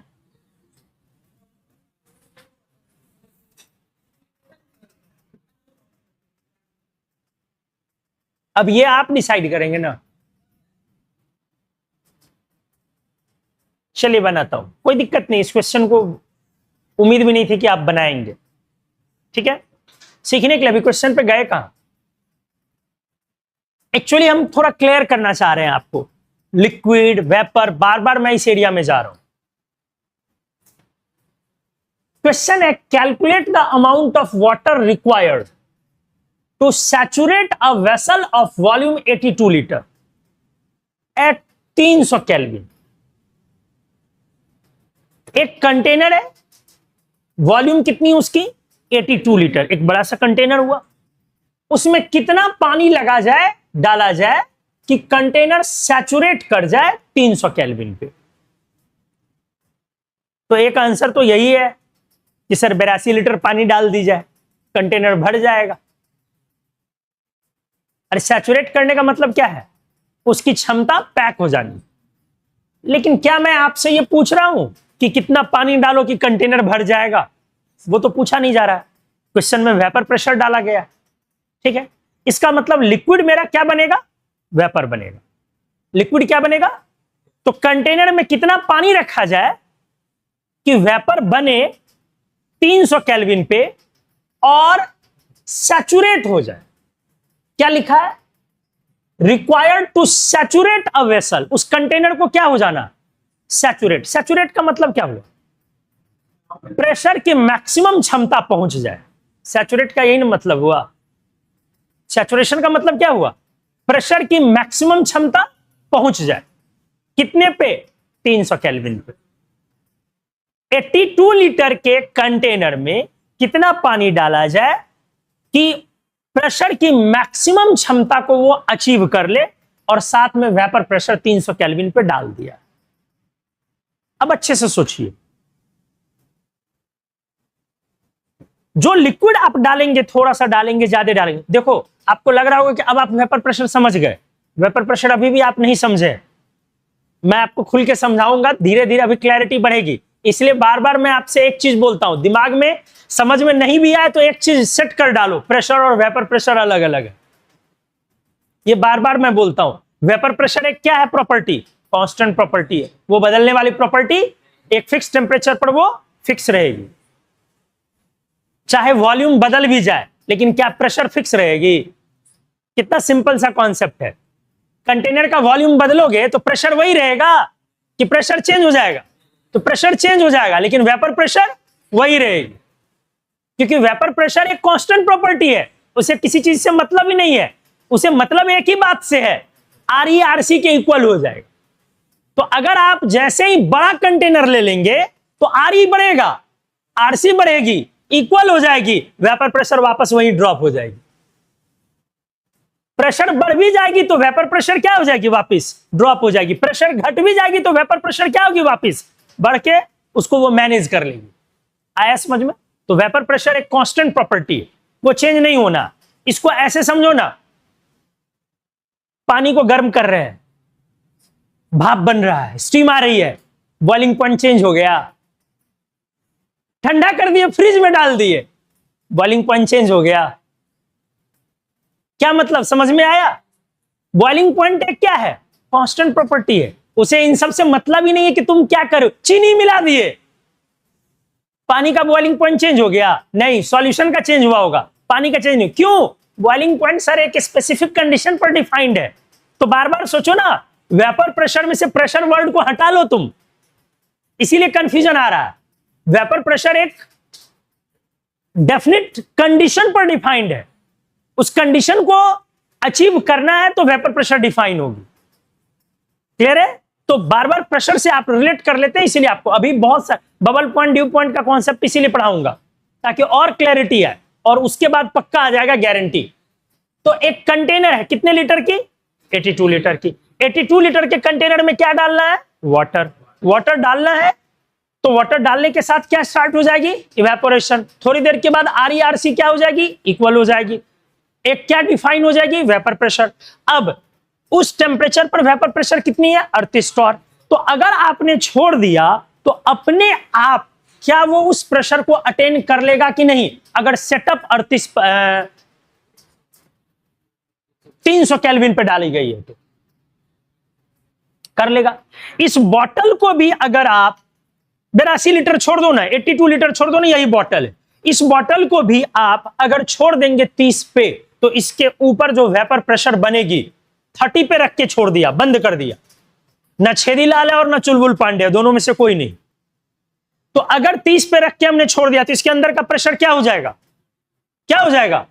अगर 300 केल्विन पे तो 38 टॉर हो जाएगी, अगर ये वैल्यू करेक्ट है तो। समझ में आया क्या बोला मैंने? आधा पानी हटा दिया, 300 केल्विन पे रख दिया, क्या हो जाएगी? अगर ये एग्जैक्ट डाटा है तो फिर कितनी हो जाएगी? मेरी बात को आप समझ रहे हैं? पानी घटाया बढ़ाया उससे कोई मतलब नहीं है, वो उसकी मैक्सिमम वैल्यू है प्रेशर की कि इंटरमीडिएट वैल्यू है। इससे ज्यादा प्रेशर ही इसके बनाने की औकात है ही नहीं। अमाउंट ऑफ वेपर चेंज हो जाएगा पानी घटाने बढ़ाने से। क्या जी? अमाउंट ऑफ वेपर वो चेंज हो जाएगा, लेकिन क्या चेंज नहीं होगा? वेपर प्रेशर चेंज नहीं होगा। उम्मीद है अब थोड़ा थोड़ा क्लियर हो रहा होगा। तो 82 लीटर का जो आपका कंटेनर है, मैंने बोला कि इसमें कितना पानी डाला जाए, तो आप पानी डालेंगे तो ऊपर में क्या आएगा? वेपर्स। अरे क्या बनेगा? वेपर्स।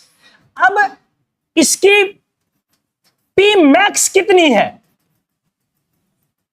कितनी हो सकती है? 38 टॉर। कितने पे?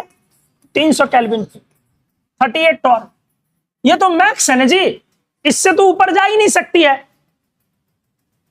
बोलो, ये किसी भी प्रेशर की मैक्सिमम वैल्यू होती है। कौन सी pressure? Vapour pressure, partial pressure की मैक्सिमम वैल्यू होती है, मतलब इससे ज्यादा नहीं हो सकता। अब हमने बोला कि ये सैचुरेट कर गया, मतलब सैचुरेटेड विथ वेपर। इसका मतलब क्या हुआ? वेसल या container is saturated with vapour. इसका मतलब क्या हुआ? फुल एफिशिएंसी, इसकी जो मैक्सिमम एफिशिएंसी है इज रीच्ड। जितना प्रेशर बन सकता है उतनी प्रेशर इसके अंदर क्या हो गई? तो प्रेशर कितनी आ गई? 38 टॉर। अब वेपर पे आप पीवी इक्वल्स टू एनआरटी लगा सकते हैं कि नहीं? क्योंकि मुझे अमाउंट निकालनी है ना बेटा, इसीलिए लगा सकते हैं कि नहीं लगा सकते हैं? बिल्कुल लगा सकते हैं। 38 टॉर को एटीएम में बदल लो तो 38/786 इतनी एटीएम ना, कितनी आ गई? 1/20 एटीएम। 1/20 ना, यही ना आएगा। तो 1/20 आई। कितना दिया हमने? ओ 760 ना, ठीक है। 1/20 एटीएम, ठीक है। तो अब मुझे क्या निकालना है? V। बोलो P कितनी है? 1/20। वॉल्यूम कितनी है? 82। N निकालनी है। R कितनी? यूनिट क्या है? लीटर वाली, तो 0.08 0.08 लिख दूं, इनटू टेम्परेचर कितनी है?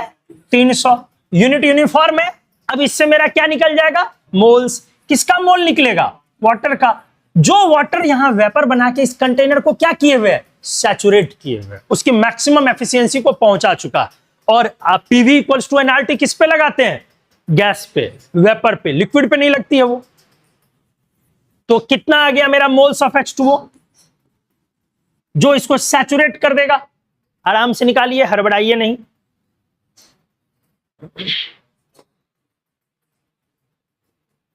(82 by 20 into 8 into 100 into 300। Clear है? तो 82/160।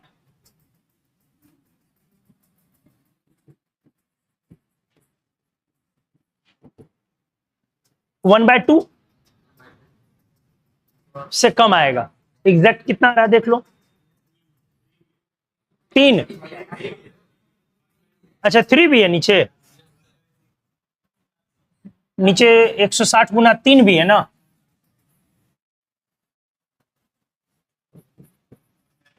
वन बाय 6 आ गया। अरे 1/6 आया। 1/6 क्या आया? मोल्स या ग्राम? तो वेट कितना आ गया? 18 से गुना कर दिए, 3 ग्राम। क्या आपको आ गया समझ में?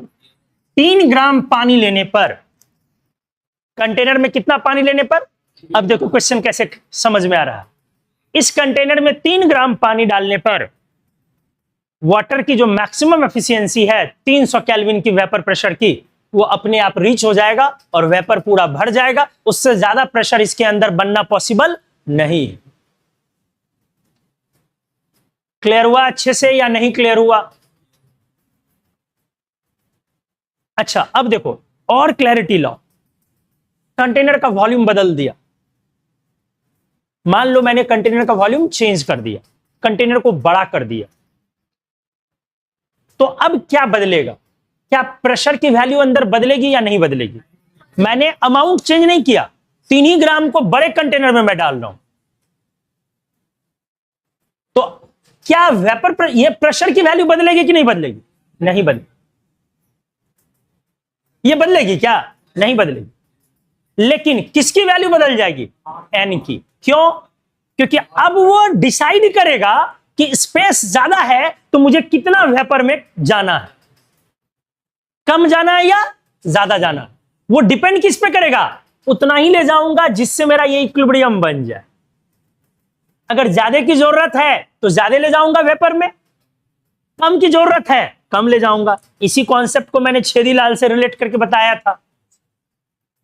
पांडे जी आए, एक्स्ट्रा वेपर डाल दिया, जबरदस्ती कर दिया, तो तुरंत क्या हो जाएगा, प्रेशर बढ़ा दिया अंदर, तो अंदर में तुरंत क्या हो जाएगा, प्रेशर बढ़, तो कुछ वेपर कंडेंस होकर के तुरंत RERC फिर क्या कर देगा, इक्वल, और वहीं पर प्रेशर पहुंच जाएगी। छेदीलाल आया, कुछ वेपर निकाल दिया, प्रेशर घट गया, कुछ लिक्विड तुरंत क्या कर जाएगा, इवेपोरेट, और करके फिर से वापस RERC को क्या कर देगा, इक्वल, और वापस वही प्रेशर रीच कर लेगा। इसलिए मैंने बोला अगर मैं कंटेनर बढ़ा दूं तो मेरा अमाउंट ऑफ वेपर चेंज हो सकता है। क्या चेंज होगा, अमाउंट ऑफ वेपर, क्या चेंज नहीं होगा, वेपर प्रेशर, उसकी मैक्सिमम एफिशिएंसी चेंज नहीं होगी, क्योंकि वो टेम्परेचर फिक्स करके रखा मैंने। अब क्लियर हुआ? अरे भाई ऐसे पढ़ाएंगे तब तो हो गया रे, हाँ, तो इनऑर्गेनिक से ज्यादा मेहनत करवा देता है फिजिकल में। कोई दिक्कत? अच्छा चलो, अब इस क्वेश्चन में अभी मैंने एक काम क्या किया, आइडियोलॉजी में क्या लगाया, कंटेनर को क्या कर दूं, चेंज, बड़ा, यही ना किया, ठीक है। तो कंटेनर बदलने से अमाउंट ऑफ वेपर वही रहेगा कि चेंज हो जाएगा, चेंज हो जाएगा।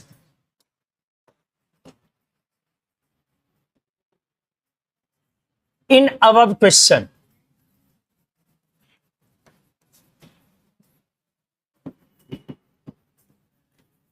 if size of container gets altered, then out of P, V and amount of water which property will remain, चलो, will be changed। दूसरा पार्ट,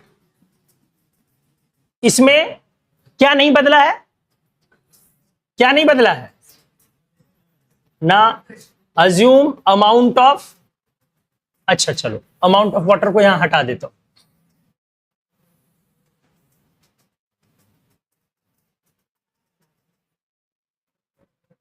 नहीं रहने देते हैं, ठीक है। बोलो इसका आंसर क्या होगा, यदि कंटेनर का साइज बदल दिया तो पी, वी और अमाउंट ऑफ वाटर में से कौन कौन चेंज होगा, वॉल्यूम चेंज होगा और अमाउंट ऑफ वेपर चेंज होगा या नहीं होगा, लेकिन मैंने अमाउंट ऑफ वाटर वही डाला है, अमाउंट ऑफ वेपर चेंज हो जाएगा, क्योंकि पीवी इक्वल्स टू एनआरटी आप किस पे लगा रहे हैं, तो यहां पे मैं अमाउंट ऑफ क्या लिख दूं, वेपर लिख दूं, तब आप इसको आंसर कर पाएंगे, वाटर लिखूं तो आंसर नहीं कर पाएंगे। अब दूसरा पार्ट में मैं ये कर रहा हूं, यदि 5 gram of water has been kept in 82 litre of empty container,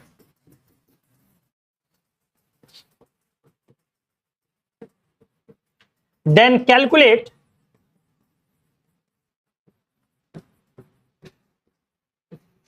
how much amount of water gets vaporized at same temperature।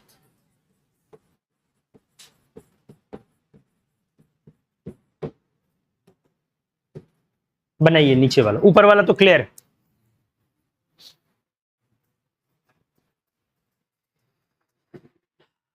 अब आपको अच्छे से और समझ में आएगा आप कहां गलती किए हैं अभी भी।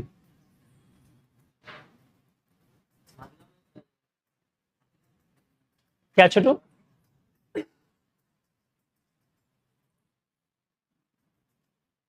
यदि मैंने इनिशियली 5 ग्राम पानी का लिया है, वाटर का लिया है, उस कंटेनर में कितना लिया, 5 ग्राम,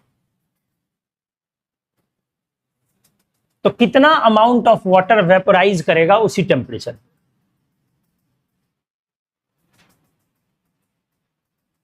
और उसी क्वेश्चन में इसलिए कंटेनर का जो वॉल्यूम है वो 82 लीटर ही है। कितने लोग को लग रहा है कि वही अमाउंट होगा? कितने लोग को लग रहा है? हाथ उठाइए। बहुत लोगों को लग रहा है। इससे, इस पार्ट से ये पार्ट अलग है। इस पार्ट में क्या बदल दिया? वॉल्यूम। कंटेनर का साइज क्या कर दिया? चेंज। अगर कंटेनर का मैंने, और इस पार्ट में मैंने साइज को, कंटेनर का साइज क्या रखा? सेम। बस अंतर क्या है? 5 ग्राम पानी लिए।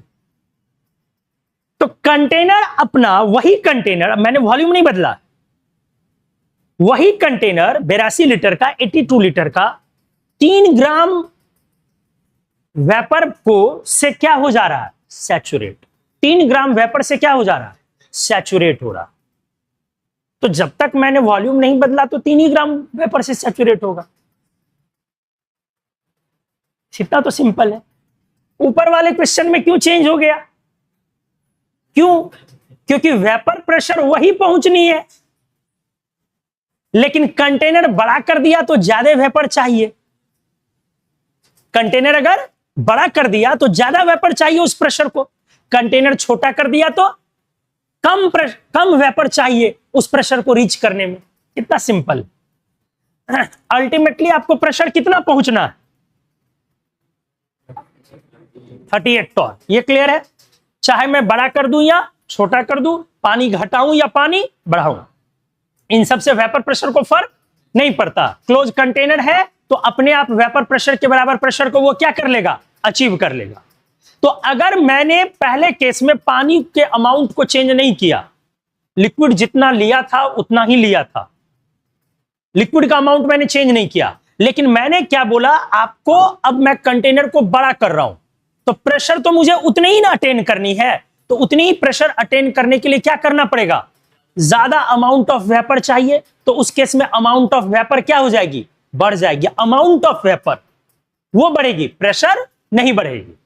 अगर मैंने कंटेनर का साइज क्या कर दिया? छोटा, तो वेपर का अमाउंट क्या हो जाएगा? कम, लेकिन प्रेशर उतना ही फिर से पहुंचेगा। लेकिन नीचे के क्वेश्चन में मैंने क्या किया? नीचे के क्वेश्चन में मैंने कंटेनर का वॉल्यूम नहीं बदला, मैंने क्या बदला? वाटर का अमाउंट चेंज किया कि आपके पास अगर मैंने 5 ग्राम लिक्विड डाला तो कंटेनर सैचुरेट कितने वॉल्यूम से, कितने अमाउंट से हो रहा? 3 ग्राम से। कंटेनर सैचुरेट कितने से हो रहा?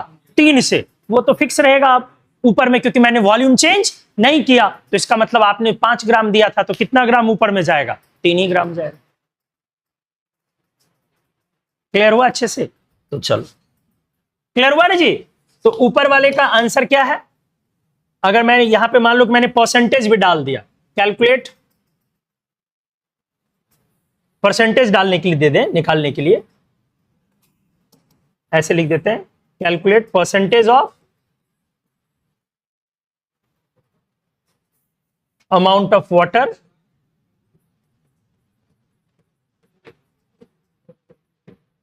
ठीक है। चलो सॉल्यूशन। ए नंबर में क्या लिखोगे बोलो? क्या क्या बदलेगा? Will be changed. क्या क्या? अमाउंट ऑफ वेपर चेंज होगा या नहीं? बिल्कुल होगा। उसके बाद और क्या दिया था? वॉल्यूम, वो चेंज हुआ या नहीं? यही 2 चीज ना। बी नंबर में क्या है? Still 3 gram of water will vaporise only. क्यों जी? क्यों ऐसा होगा? एज वॉल्यूम ऑफ कंटेनर वो कांस्टेंट है ना, उसको मैंने नहीं बदला।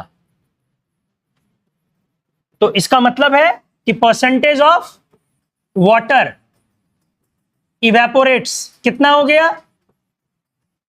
3/5 इंटू 100 इक्वल्स टू 60%। क्या क्लियर हो गया? क्लियर हो गया? अगर 10 ग्राम दे दिया तो तब भी 3 ही जाएगा, क्योंकि उसकी सैचुरेशन 3 ही ग्राम के वेपर से रीच करेगी, प्रेशर को उतना पे ही पहुंचना। अच्छे से समझे इसको? चलो अब मैं आपको नए कॉन्सेप्ट की तरफ ले जा रहा हूं, concept of bubble point and due point. और अच्छे से यहां से क्लियर हो जाएगा आपका concept of bubble point, BP and due point. Due point को क्या लिखा? डीपी, जो आप लोग व्हाट्सएप में लगाते हैं। अब समझ में आया उसका फुल फॉर्म क्या है? हाँ, अरे आया समझ में? डीपी का फुल फॉर्म क्या है? Due point. क्यों? क्योंकि हमारा प्रोफाइल पिक्चर देख के कोई पिघल जाता है, और ड्यू का मतलब ही हुआ कि किस पे जाके आप तब पिघल गए, वो ड्यू पॉइंट है। आइए क्लियर करते हैं।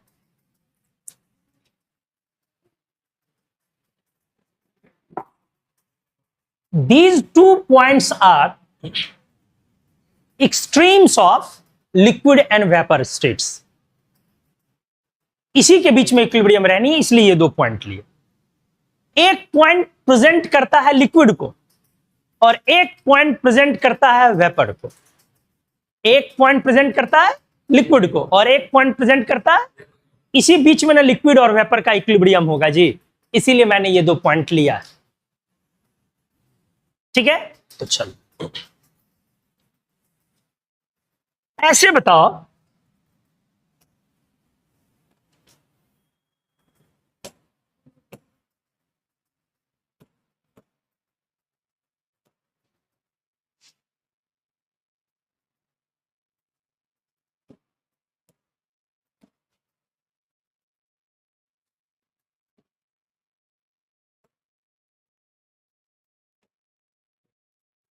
देखिए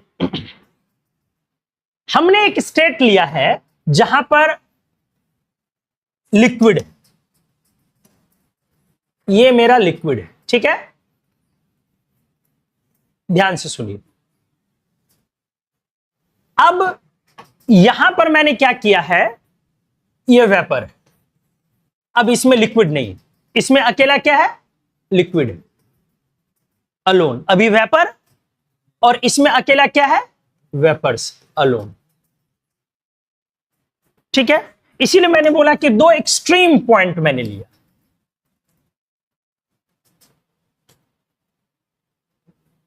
दो एक्सट्रीम पॉइंट, लिक्विड अकेला है और वहां पर अकेला कौन है, वेपर। अब ये लिक्विड इवेपोरेशन में जाएगा। लिक्विड किस में जाएगा, इवेपोरेशन में, और वेपर किस में आएगी, कंडेंसेशन में।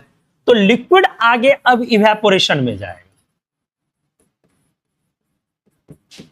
इवेपोरेशन स्टार्ट्स होगी, और यहां पे क्या लिखूंगा, वेपर किस में जाएगा, कंडेंसेशन में। तो कंडेंसेशन स्टार्ट्स। मान लो मैंने एक सर्टेन लिक्विड को कंप्लीट वेपर में उस कंटेनर में कन्वर्ट कर दिया, ठीक है। अब पहला लिक्विड मॉलिक्यूल जो वेपराइज होगा वो यही स्टेट हुआ ना। हम लोग इस पॉइंट को बोलेंगे बबल पॉइंट। क्या बोलेंगे, बबल किसको बोलेंगे, जो लिक्विड ऊपर में आ गया उसी को ना आप बबल बोलते हो। तो मैंने क्या बोला, स्टेट एट विच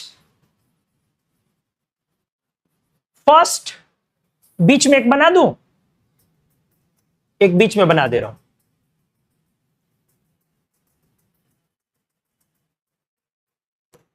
बीच में भी एक बना दे रहा हूं, ठीक है, बना दिया। अब यहां पे मैंने क्या बोला, ये कौन सा स्टेट है जहां पर पहला क्या बना, वेपर ना, पहला वेपर मॉलिक्यूल बना। State eight which first liquid vapour molecule या वेपर बबल फॉर्म्स। क्लियर हो गया? या इसी को क्या बोलोगे, स्टेट एट विच, बोलो क्या बोलोगे, फर्स्ट लिक्विड मॉलिक्यूल वेपोराइजेस। क्लियर हुआ? या तो पहला मॉलिक्यूल क्या बनोगे, बोलोगे वेपोराइज किया, या क्या बोलोगे, पहला वेपर क्या किया, फॉर्म किया। एक ही बात हुई। हमने इस स्टेट को बेटा क्या नाम दिया, बबल पॉइंट।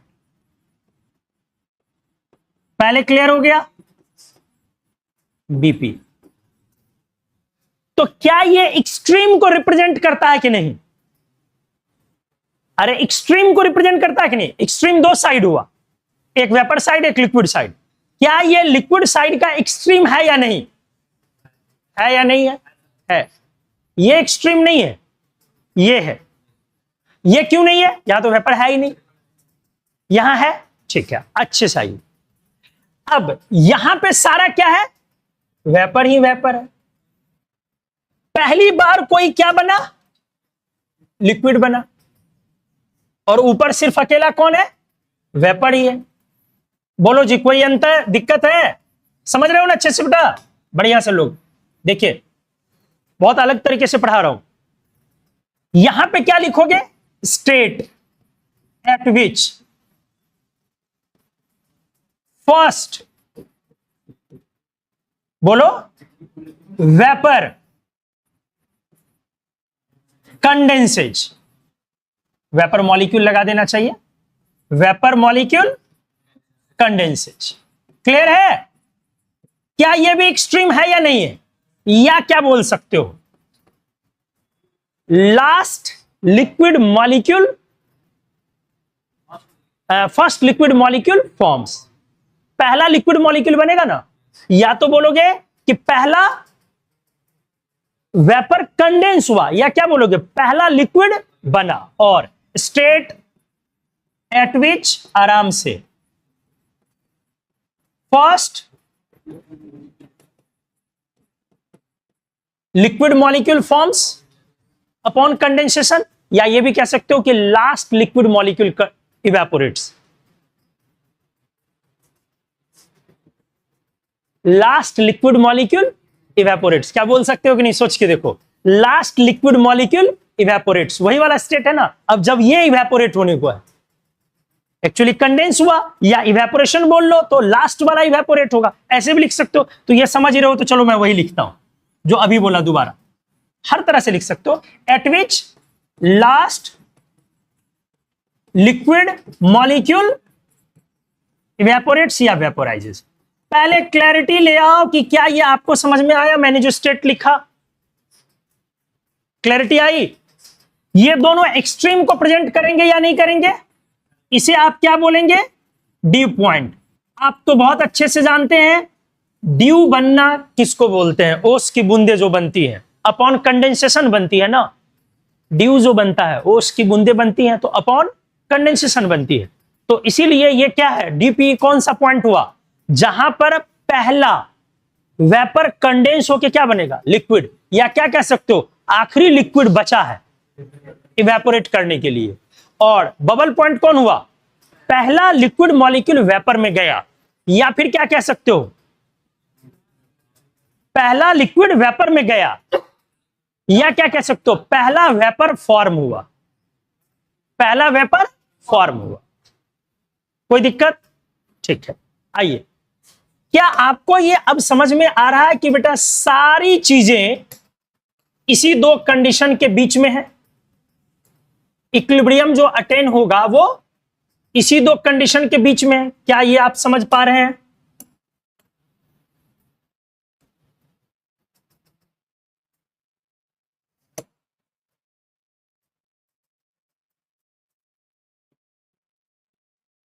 मैंने क्या बोला? क्लियर हुआ?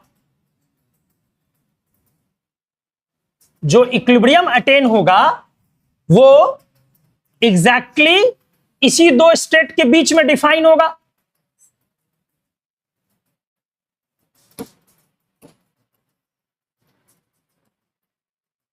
बस डिजिटल बोर्ड का एक और एकमात्र फायदा मुझे यही समझ में आता है, नहीं हम लोग कोच सकते हैं अच्छे से। कोचना समझते हैं आप? इतना ना चीज जीवन में कोचे हुए अपनी लाइफ में। ये दोनों एक्सट्रीम पॉइंट्स हैं। ये एक्सट्रीम पॉइंट है और ये भी एन एक्सट्रीम पॉइंट है। ये दोनों एक्सट्रीम पॉइंट्स हैं, ये स्टेट बोल सकते हो। कोई दिक्कत?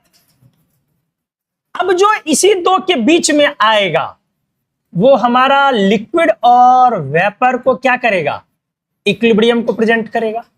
अब आपको समझ में आ गया?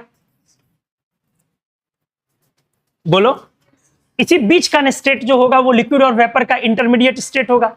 बोलो, ठीक है।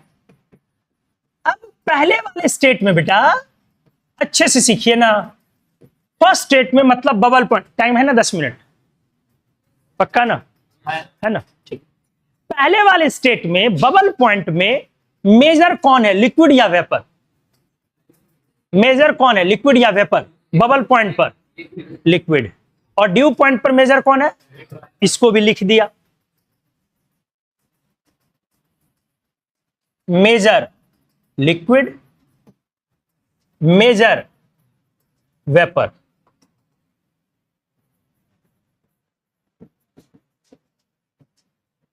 सही है?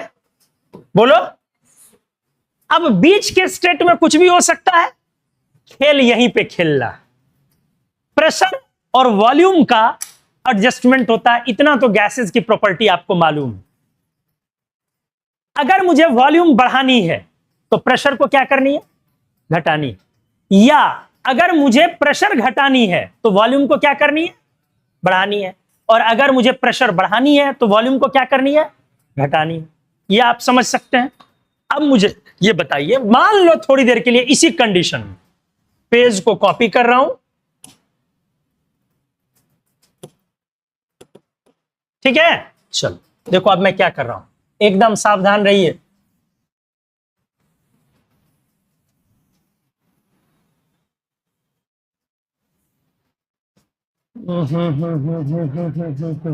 ठीक है, अब मैं ये सब मिटा दे रहा हूं, बस कंटेनर रखूंगा क्योंकि ये ऑलरेडी उस पेज में है लिखा हुआ।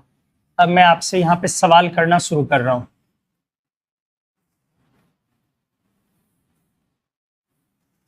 इंटरमीडिएट स्टेट को अब आपको समझना है, समझाना।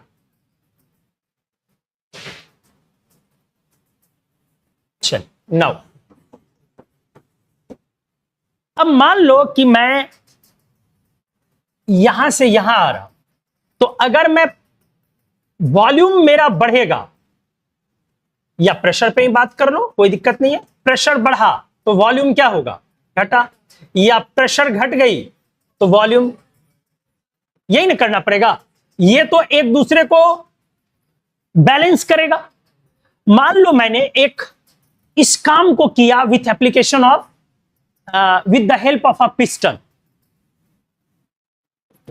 with the help of a piston, एक पिस्टन के थ्रू मैंने यह काम किया। क्या किया, ठीक से देखिए,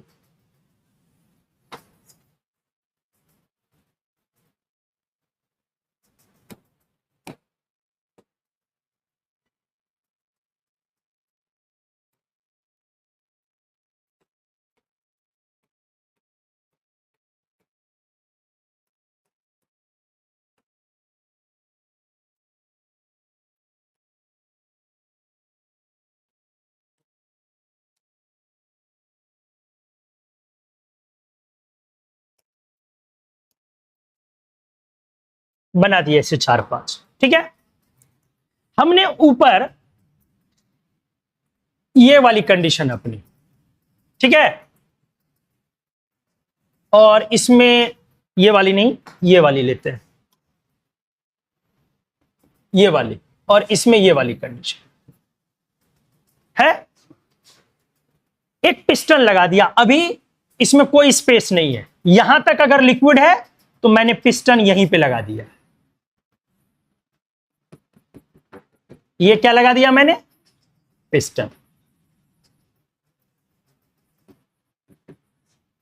ये मैंने एक पिस्टन लगा दिया। अब मैं पिस्टन को ऊपर नीचे मूव करूंगा, ठीक है। पहले वाले केस में, इस केस में सिर्फ क्या है, अकेला, क्या कोई प्रेशर बनेगी, बनेगी क्या, नहीं बनेगी। क्या यहां पर कोई वेपर प्रेशर वेपर आएगी, नो वेपर, बिल्कुल भी नहीं है। अब सेकंड केस में मैंने पिस्टन को थोड़ा सा ऊपर किया, थोड़ा सा पिस्टन क्या किया गया, ऊपर। चलो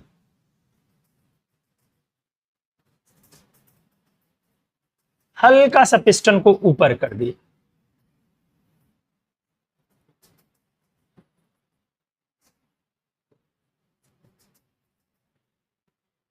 ठीक है, अब मेरा ये पिस्टन है, पिस्टन को मैंने थोड़ा सा ऊपर कर दिया।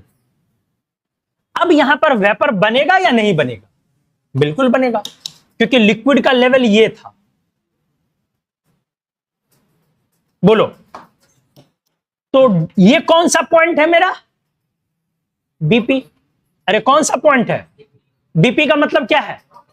पहला वेपर बना या नहीं बना? वेपर बन गया, और नीचे तो लिक्विड है मेरा। अब मैंने पिस्टन को और थोड़ा ऊंचा किया और हल्का सा उठाया। आप समझ पा रहे हैं? चलो, अब मेरा ऊपर वेपर आया अच्छा खासा या नहीं आया? ढेर सारा वेपर आया।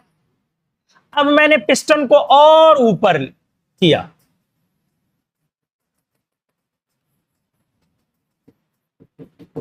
पिस्टन मेरा और ऊपर गया। अभी भी ऊपर वेपर है या नहीं है? है, बोलो। बिल्कुल है। लेकिन अब चलो, मैंने अचीव कर लिया ड्यू पॉइंट। तो क्या नहीं है, ड्यू पॉइंट बना लिया तो कौन समाप्त होने को आया? अब कितना लिक्विड बचा? एक, और ऊपर सिर्फ कौन है? वेपर्स। अब मैंने पिस्टन को हटा लिया, कौन है अकेला? Vapour salon.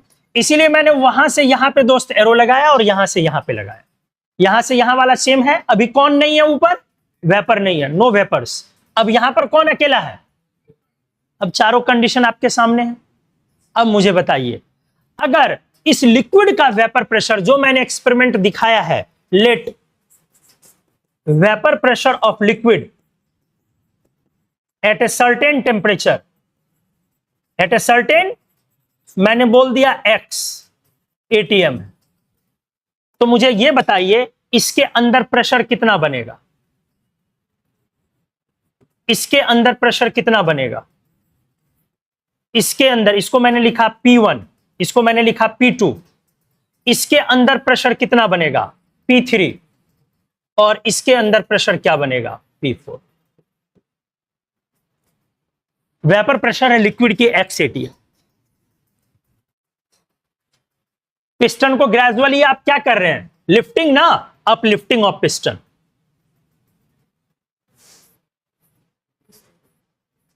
अपलिफ्टिंग। लेट, मान लिया कि पिस्टन को मैंने उठाया है। अब आपका कॉन्सेप्ट क्लियर होने लगेगा अगर आपने इसको बना दिया तो। पहले यह बताइए प्रेशर की वैल्यू अंदर घटेगी या बढ़ेगी, यह डिसाइड करना है। P1, P2, P3।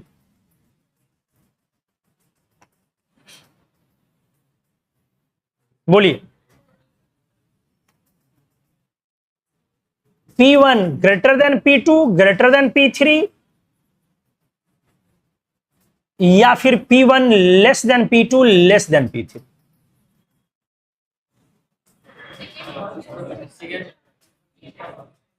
फर्स्ट या सेकंड वाला? कितने लोग को सेकंड लग रहा है? तो ठीक, उठाइए, अच्छे से उठाइए।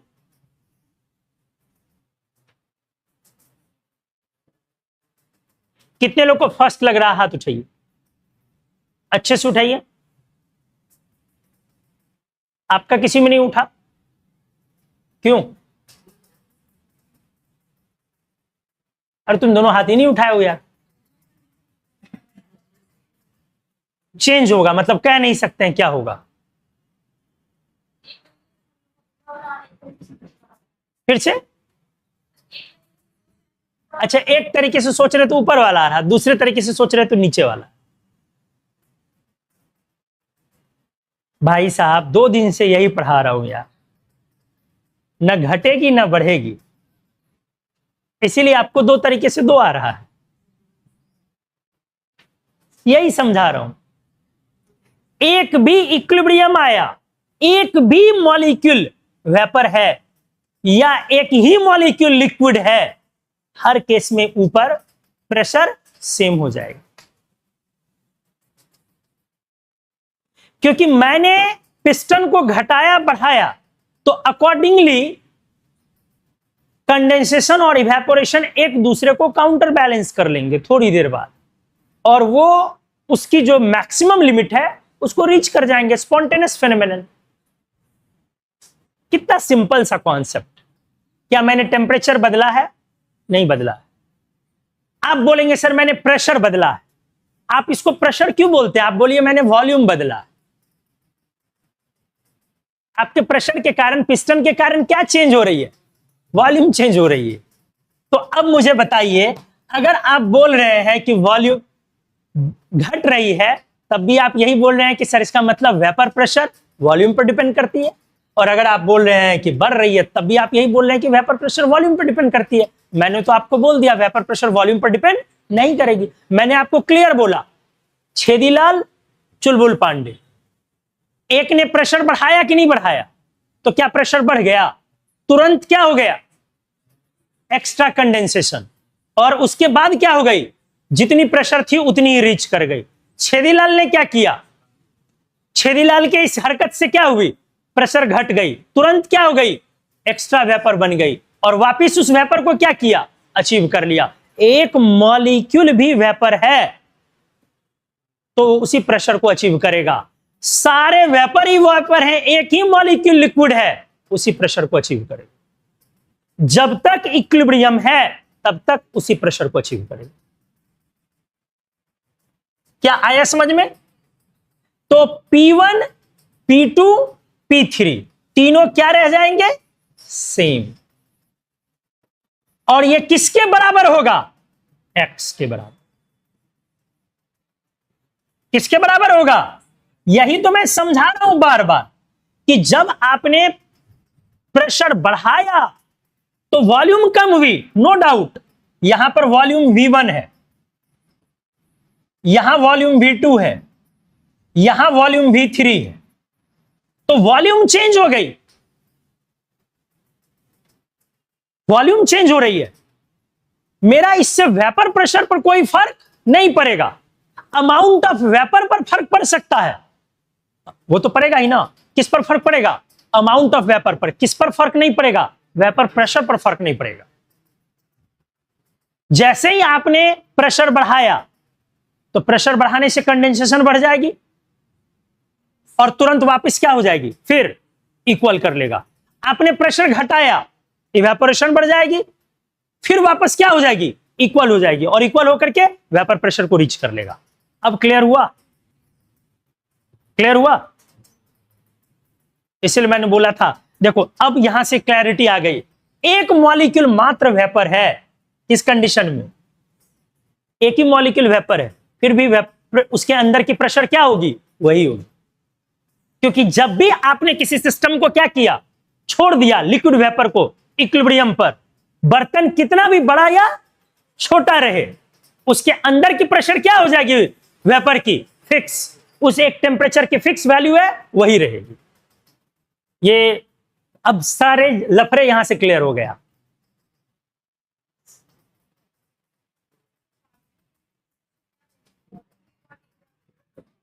फिर से बोलिए।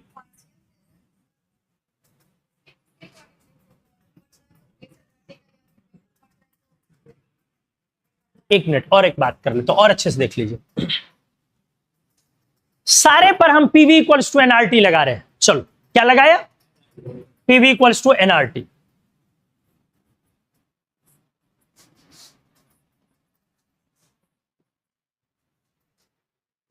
इस पे लगेगा या नहीं लगेगा?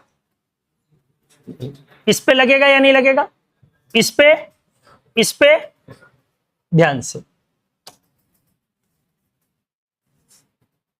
यहां पे PV इक्वल्स टू NRT नहीं लगेगी, PV इक्वल्स टू NRT लगेगी, PV इक्वल्स टू NRT लगेगी, PV इक्वल्स टू NRT लगेगी। कितना कंटेनर है? 5 ना? ठीक है, अभी 5वें पर मैं नहीं जा रहा हूं, अभी 4 पे लगा रहे। इस पे तो नहीं लगेगा, ये क्लियर हो गया? बोलो अब इन सब पे लगेगा, क्योंकि इन तीनों में क्या है, ये कौन पॉइंट है, बबल पॉइंट, ये क्या है, लिक्विड वेपर इक्विलिब्रियम है ना, और ये वाला कौन पॉइंट है, डीपी। अब यहां पर P की वैल्यू कितनी हो जाएगी, x, V की वैल्यू कितनी हो जाएगी, V1, nRT कांस्टेंट है, n वही रहेगी या चेंज होगी, चेंज होगी। समझ में आ गया। तो कितना वेपर बनेगा, तो N1 equals to X V1 by RT, सब नोन है, निकल गया, सब नोन है ना, x तो दे ही दिया मैंने, V1 मैंने बता दिया, और RT नोन है।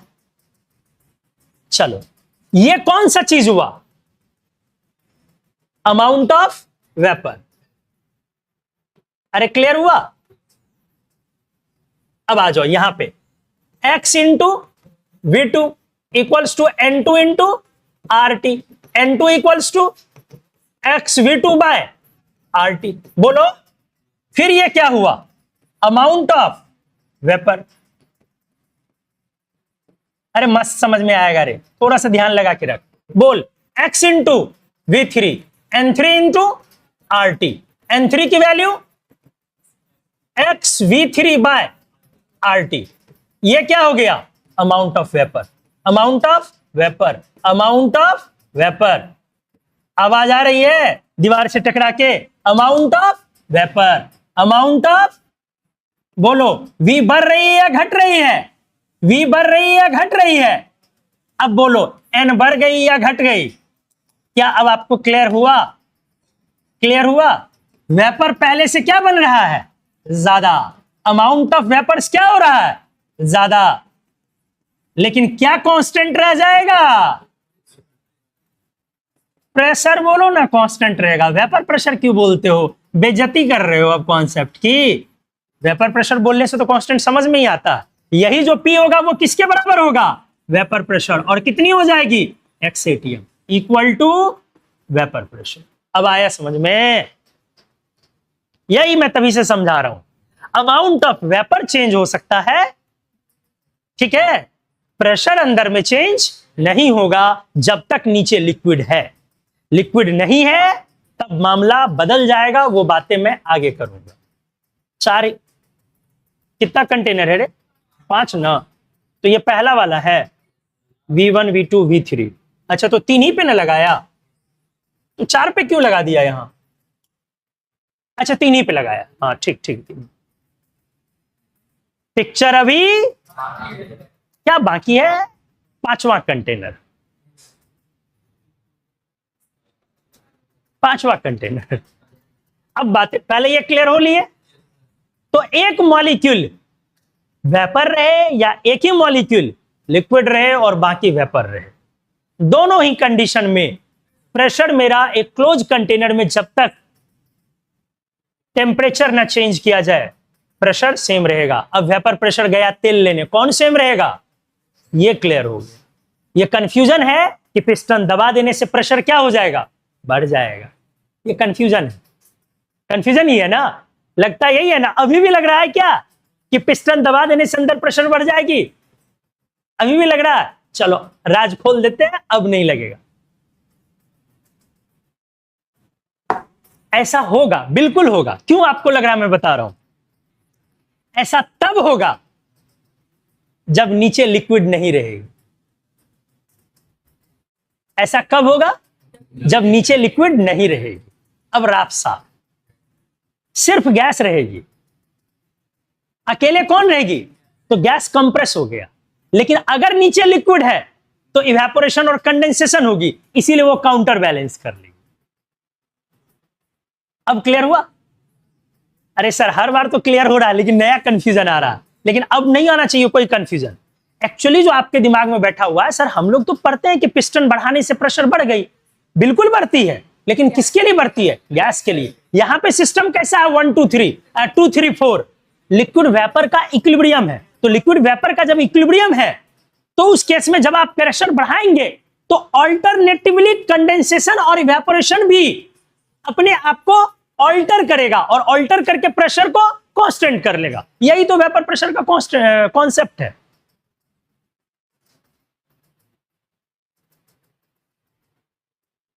आया समझ में? पढ़ के देखो कितना सॉल्यूशन पढ़ोगे, ये किसी का क्लियर नहीं रहता, दिमाग में पूरा चैप्टर पढ़ लेगा उसके एक ही चलता है। भाई वॉल्यूम अगर घटेगा तो प्रेशर बढ़ेगा ही ना। तो वो बच्चा मान लेता है लास्ट में प्रेशर बढ़ेगा लेकिन वेपर प्रेशर कांस्टेंट है। अरे भैया गंगाधर ही शक्तिमान है, प्रेशर ही क्या है? वेपर प्रेशर है। वो अपने आप क्या कर लेगा? अटेन कर लेगा उसको, वो चेंज नहीं होगी। अब आ जाइए आखिरी वाले कंटेनर पे, यहां से क्लियर होगा कौन अकेला है। वेपर अकेला है। बॉयल्स लॉ आया समझ में? अब यहां पे क्या लग जाएगी? बॉयल्स लॉ लग जाएगी। तो बॉयल्स लॉ क्या होती है? पीवी इक्वल्स टू कांस्टेंट, और क्या बोलोगे? P1 V1 इक्वल्स टू, अब यहां अकेला कौन है? गैस है, अकेला गैस। तो अब यहां ये वाला कॉन्सेप्ट नहीं लगेगा, यहां पे क्या लगेगा? Boyle's law. तो क्या इसका जो प्रेशर होगा, मान लो इसका प्रेशर को मैंने बोला P4, P4 लिखा ना, तो क्या P4X होगा? नहीं होगा। यहां पे तो ये सब चीजें लागू ही नहीं हो रही है। बॉयल्स लॉ, बॉयल्स लॉ में क्या लगाते हो? याद आया? अरे याद आया? कितना तो सिंपल है, यही ना लगाते हो जी, रेक्टेंगुलर हाइपरबोला। तो अगर मैं इसको ग्राफिकल रिप्रेजेंटेशन पे डाल दूं, इन सारे कंडीशंस को किस पे डालूं? ग्राफिकल रिप्रेजेंटेशंस पर। ध्यान से, P वर्सेज किसकी? V की। देखो ना अब सब क्लियर हो गया, वो बिल्कुल अलग केस है। तो ग्राफिकल रिप्रेजेंटेशन पे ये मेरा प्रेशर है और ये मेरी वॉल्यूम है। चलो शुरू में क्या होगा? वॉल्यूम बढ़ रहा है ना जी। आप पिस्टन को क्या कर रहे हैं? अपलिफ्ट की, अपलिफ्टिंग ना, अपलिफ्टिंग ऑफ पिस्टन। ऐसा करने से ही ना वॉल्यूम बढ़ेगा दोस्त। पिस्टन को उठा रहे हैं, तो बोलिए क्या मेरे प्रेशर पर कोई असर पड़ेगा या नहीं पड़ेगा? नहीं पड़ेगा। किस पॉइंट से मामला शुरू होगा? बबल पॉइंट से। किस पॉइंट पर मामला खत्म होगा? और इसके बाद क्या लागू हो जाएगी?